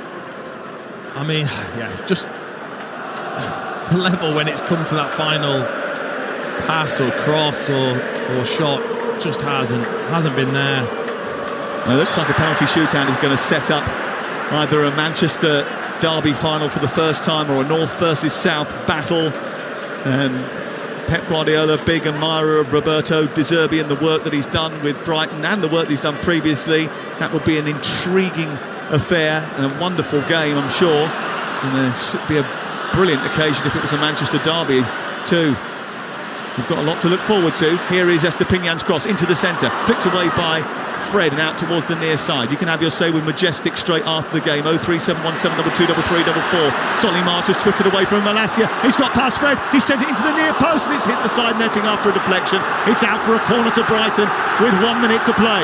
Oh, it's a good job. Luke Shaw was alive to that situation. He came across brilliantly to block and get it away from a corner. Little fist pump from Luke Shaw. This could be the final chance that Brighton get to cultivate. Solly March, a little bit of invention and craft which has generated a corner kick. It'll be taken by Pascal Gross, aiming it in towards the back edge of the penalty area where all the blue shirts are waiting. Will they dart near post? Dunk comes forward now, tries to get on the end of it, just lost his footing and fell to the floor. It's cleared by Manchester United. And then Caicedo with a poor ball to Estepinian. He's under pressure from Weghorst. He plays it back to Robert Sanchez, and again that delivery, again that set-piece routine just doesn't quite come off for Brighton. And we're 20 seconds away from penalties. Craig Pawson has got the whistle in his mouth. There won't be any added, I'm sure. Lots of questions being raised from this. I mean, it just probably identifies and shows how much work that Manchester United still have to do in the transfer market to get themselves up to the level of those competing for the title. It shows how far Brighton have come, that they can challenge like this for 120 minutes with a team like Manchester United, who have already won the League Cup. And we're hoping until the middle of this week to win a cup treble this year. That's been chopped down to hopes of a double, and that might be chopped further still. There is one last throw of the dice. We've played the 30 minutes of extra time. There's one added minute at the end of that. I don't know how. And Craig Pawson has allotted it, and there is a free kick to Manchester United in the centre circle. And Luke Shaw is going to toss this into a dangerous area. Wout Weghorst has got form in terms of scoring late goals that can turn the tide. Remember the World Cup? Maybe. Here is Shaw, not with a delivery like that though, because he's just planted it straight into the arms of the goalkeeper. Even he wants penalties. Even he knows we deserve it. Well, we're going to get them. And after 120 minutes in which these two teams have tested each other and probed one another and tried but failed to breach each other's defence, we are going to decide who plays Manchester City in the 142nd FA Cup final by means of a penalty shootout. Brighton 0, Manchester United 0. Well, DJ Majestic and the former Newcastle Palace man Darren Ambrose will be taking your calls as soon as this penalty shootout is done live on Talksport here at Wembley. And you can book your calls now, 03717 223344. DJ Majestic and Darren Ambrose, both of them Tottenham fans. So this is going to be one hell of an entertaining show after we're done here. Spurs thrash 6-1 at Newcastle today. Newcastle 5-0 up at half-time, 3 up after 10 minutes. Spurs were terrible. West Ham won 4-0 at Bournemouth today. Sunderland won 2-1 at West Brom in the Championship, live on Talksport 2. Rangers were beaten in the Scottish Premiership 2-0 at Aberdeen. Arsenal in the Women's Champions League semi-final first leg came from 2 down to draw away to Wolfsburg. Women's Super League, Liverpool 2, Brighton 1, Reading 2, Everton 3, Spurs 3, Villa 3, and Man City in the late kick-off 2-1 up on West Ham. 2 goals in a minute from England's European Championship winner Chloe Kelly, and West Ham halving the deficit. That's in the first half. And Women's Championship, Palace 4, Lewis 1, Durham 1, Birmingham 2, Blackburn 2, London City 3, Coventry United 0, Southampton 4, Sheffield United 4, Sunderland 2, Bristol City 4, Charlton 0, and Bristol City with that promoted back to the WSL record crowd of 7,000 plus at Ashton Gate today. And Dean Ashton, I'm just wondering, you were there in 2006 for that FA Cup final, the epic 3-3 draw against Liverpool. We haven't had the 6 goals in the 120 minutes, but we do get the penalty shootout. What's going on in these huddles now? What's said? Well, it's about making the message clear of exactly who's taking and what order. You know, that is important. It's Steve McLaren who's in there giving out those instructions. I wasn't part of it. I'd already been taken off, so I'm the same as I am today. I'll be watching. It is all about now, it's making sure that you've got your own little process from the halfway line to the penalty spot, and that process that you should have, because you should have practiced, every single player should have it. It's now trying to do the same thing, replicating what you would do in practice, and it's the hardest thing to do under this sort of pressure. Well, it's chucking it down with rain here at Wembley. Let's go behind the goal, away to our left, and Talksport's chief football correspondent Alex Crook. I'm getting absolutely drenched here first and foremost, but just thinking about Brighton when it comes to penalties. Alexis McAllister, of course, World Cup winner. He was on the pitch during that shootout in the final against France. He volunteered to take one, wasn't called upon, and Lewis Dunk was practicing penalties with me on Brighton Pier on Tuesday. I wonder if he'll step up, the captain. Was he any good? He scored. Well, it was against you. Does it count? Probably not. I'm just looking at Marcus Rashford here as well, Dean, and he's out in the middle of the pitch right now, and this was obviously the venue where he missed in the European Championship final. In fact, I think he sent the keeper the wrong way. He just rolled it against the post, so he got everything right, but those fine, minute margins of the finish, he's given the keeper the eyes, so I wonder if he's going to take one as well. Fred is now orchestrating the crowd, trying to get the Man United fans lifted in turn. Moises Caicedo and others from Brighton, they are trying to get the Brighton fans loud and proud, and it's going to be in front of the Brighton fans that the penalties will be taken. What kind of difference will that make, Dean? Well, of course it makes a difference. You know, when you've got the away support, as Manchester United will be, behind that goal, making as much movement with those blue and white flags as they can. But it's about going into your own world, going into your own headspace where nothing matters and everything goes quiet, and you concentrate on the things that are really important, which is the way you strike the ball and making sure you hit it where you want it. Well, we are about to get underway in front of those Brighton fans in the rain. 120 minutes without a goal, 0-0 after extra time. I'm pretty certain we're going to see the ball hit the back of the net in the next few minutes. And talking you through this crucial semi-final penalty shootout live on Talksport, Sam Matface. Alexis McAllister, 5 from 5 penalties this season so far. Will take the first one in front of the Brighton fans away to our right-hand side against David De Gea, who doesn't have a good record when it comes to saving penalties at all. He doesn't usually get too close to them. Can he change that narrative today? The rain teeming down. McAllister spots the ball, steps up, smashes it into the top left corner. De Gea goes the wrong way, and Brighton take a lead in the shootout with a very good penalty. Yeah, and there's a man that does take them. The process was accurate.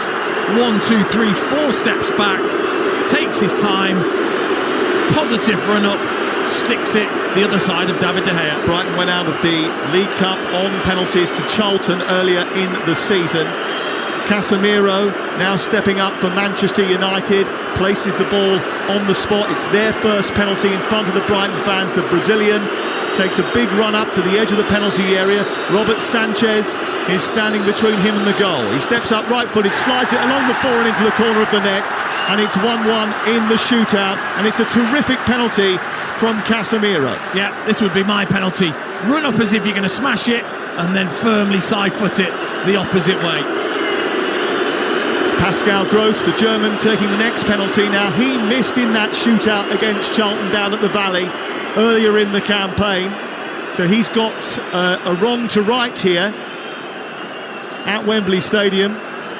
He would love to ram this straight down into the corner of the net in front of those Brighton fans, and there's a little bit of tension doing the rounds. The Manchester United fans just whistling a little bit. It's a short run up from Pascal Gross, who steps up right-footed and high into the corner of the net. A release of frustration, a beat of the chest, and it's 2-1 Brighton in the shootout. Yeah, magnificent penalty from Pascal Gross.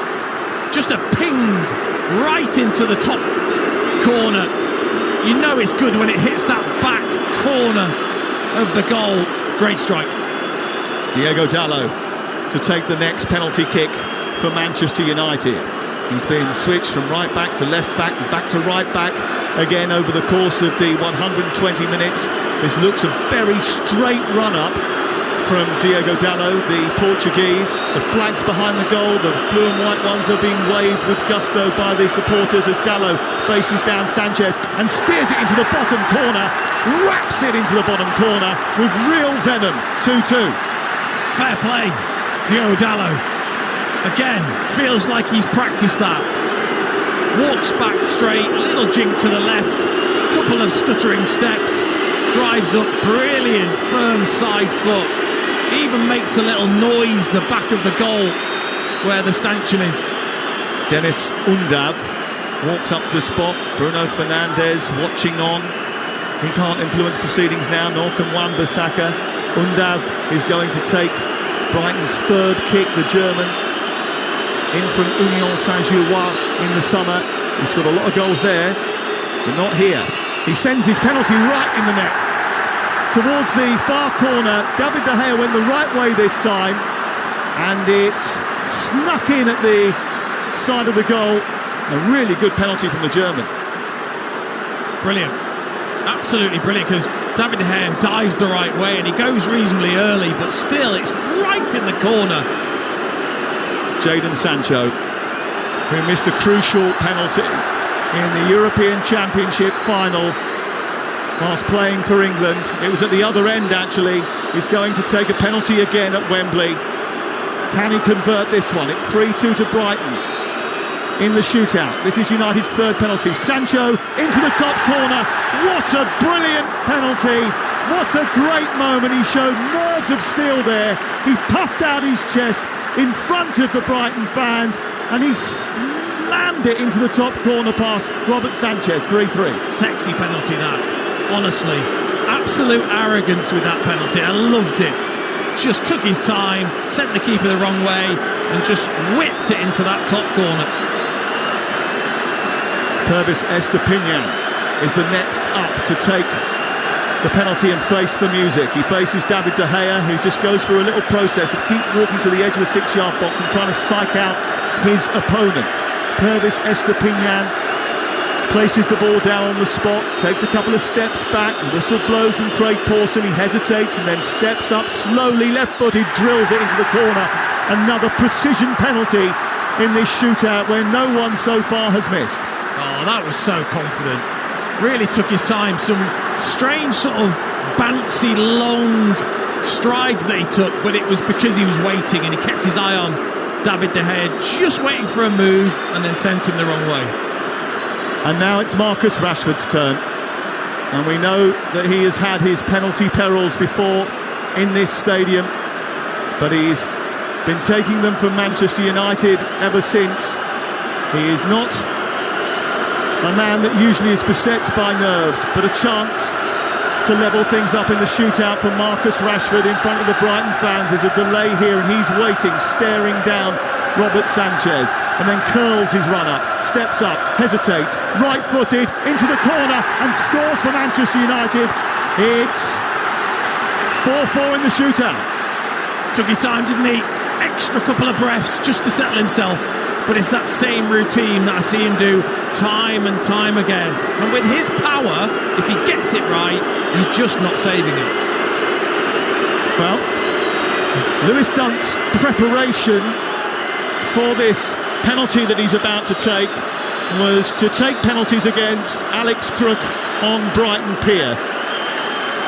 Let's see how he does in the heat of a semi-final shootout. The fifth penalty for the captain Lewis Dunk in front of the Brighton fans against David De Gea. It's a short run-up. He stares at the ball. Craig Pawson blows his whistle. He waits again. then stutters, right-footed, and fires it into the corner, the bottom corner to goalkeeper's left. And he turns and cheers towards the Brighton fans. And Marcel Sabitzer now has to score the next penalty, otherwise Brighton are in the final. Yeah, his reaction says it all. The pressure that's released when you hit the back of the net. Lewis Dunk has just shown all of that to his supporters as he sends David De Gea the wrong way again with that technique of looking like you're going to smash it and then a firm side foot. Marcel Sabitzer is on loan from Bayern Munich. He's been a key contributor to Manchester United in the last few weeks. Scored 2 goals against Sevilla. This to keep Manchester United alive in the FA Cup. He steps up, right-footed, and it goes into the net after a fingertip from Robert Sanchez, and Manchester United are still alive. That's just power. That's all that beats Sanchez, because he goes the right way with the left hand over the top. He gets a good hand to it, but it's the power. It's just the power that beats him. And sometimes that's what you need in a penalty. Just give it that extra little bit. Well, it's now down to Adam Webster, a £20 million signing from Bristol City. He's played in all 5 divisions of English football. He's now played at Wembley in an FA Cup semi-final. He's going to take the first of the sudden death penalties for Brighton. He places the ball down. De Gea stands in the goal, legs astride, ready to pounce. Hasn't managed to get anywhere near the penalties just yet. Webster, right-footed, slots it brilliantly into the bottom left-hand corner and then celebrates once again. And now it's Weghorst. Well, he's waited his chance. Webster, brilliant penalty again. David De Gea, for me, he's gone too early on about 2 or 3 occasions. Made it easy for the Brighton players. Well, Wout Weghorst has become a figure of fun for some, but he's valued by those who watch Manchester United regularly for his endeavour and his work rate. He has been desperate to get on the pitch to play a part in this semi-final. He has to score to keep Manchester United in it. A big puff of the chest, a gulping of air. He runs up, right-footed, and side-puts the ball in beautifully with pure confidence and aplomb. And it's 6-6. Again, very calm, wasn't it, from Wout Weghorst, stepping up, just coolly slotting it along the floor, bobbling it in the opposite side of Robert Sanchez. Solly March to take penalty number 7 for Brighton. We've had 12 unblemished penalties up until this point. Solly March, who scored 8 goals since Christmas, been terrific for Brighton this season, has been just halted by David De Gea, who's just pushed him back a little bit and made him wait longer than maybe he would want. He's placed the ball down, he's a left footer, he's arced his run up, left footed, he's driven it over the top of the crossbar. And April may well be the cruelest month for March. He's blazed it right over the top, it's so high that it's yet to come down. It's really cruel on Solly March, who's been brilliant for Brighton, the homegrown player who came from non-league Lewes down in Sussex across to the big pro club, and he smashed it over the bar. And now Manchester United have the chance to win it with Victor Lindelof. Such air under that penalty. Now Lindelof to win it for Manchester United, smashes it into the top corner and wins the penalty shootout for Manchester United. Write them off at your peril. Just when you think they are on the wane, somehow they find a way of springing back into life again. They show great resilience throughout that shootout, throughout the game. After a torrid night on Thursday, Erik ten Hag's version of the famous hairdryer has managed to encourage Manchester United to show fortitude and mental strength. It's tough on Brighton, but what an event this will be. June the 3rd, the first ever Manchester derby in an FA Cup final. The hero is Victor Lindelof. Solly March will take some consoling. Brighton have been terrific all season, and he's been a massive part of it. It's a cruel way to end a semi-final. It's devastation for Solly March and for Brighton and Hove Albion, who will keep moving in the right direction. But Manchester United are coming back to Wembley for an FA Cup final in the first weekend of June to take on Manchester City, and they are still on course for a cup double. It's finished Brighton 0, Manchester United 0. Manchester United win 7-6 on penalties. Well, you've got a feel for Solly March, who has had a brilliant season, as Sam was saying, but you know what? Weghorst it was who scored the penalty before March went up to take it. And normally what's been happening, Dean, is the goalkeepers have given the ball to their penalty taker. So normally it's Robert Sanchez giving the ball to March. Weghorst got hold of the ball, kept hold of the ball, kissed the ball, and then said something to Solly March. I can imagine it might have been, I pray and hope that you miss, with a few expletives thrown in as well. And maybe, just maybe, that might have got in the head of Solly March, because that was miles over. It was a really poor penalty. I mean, semi-finals are cruel anyway, but it's even more so when it comes down to one kick of the football with all the eyes on you, and it's so much pressure. It might just take the opposition saying something. It might have just taken Wout Weghorst taking that ball and giving it to Solly March. It's so cruel. But penalty shootouts bring out emotions in everybody that's just never recreated in any other part of football. It's so unique. It's why we can't watch, we can't listen, but we have to. It's just an incredible part of football. And today, it's gone Manchester United's way. Some of those penalties were absolutely fantastic. I mean, the absolute bravery of some players. I've spoken to a lot of penalty takers over the years.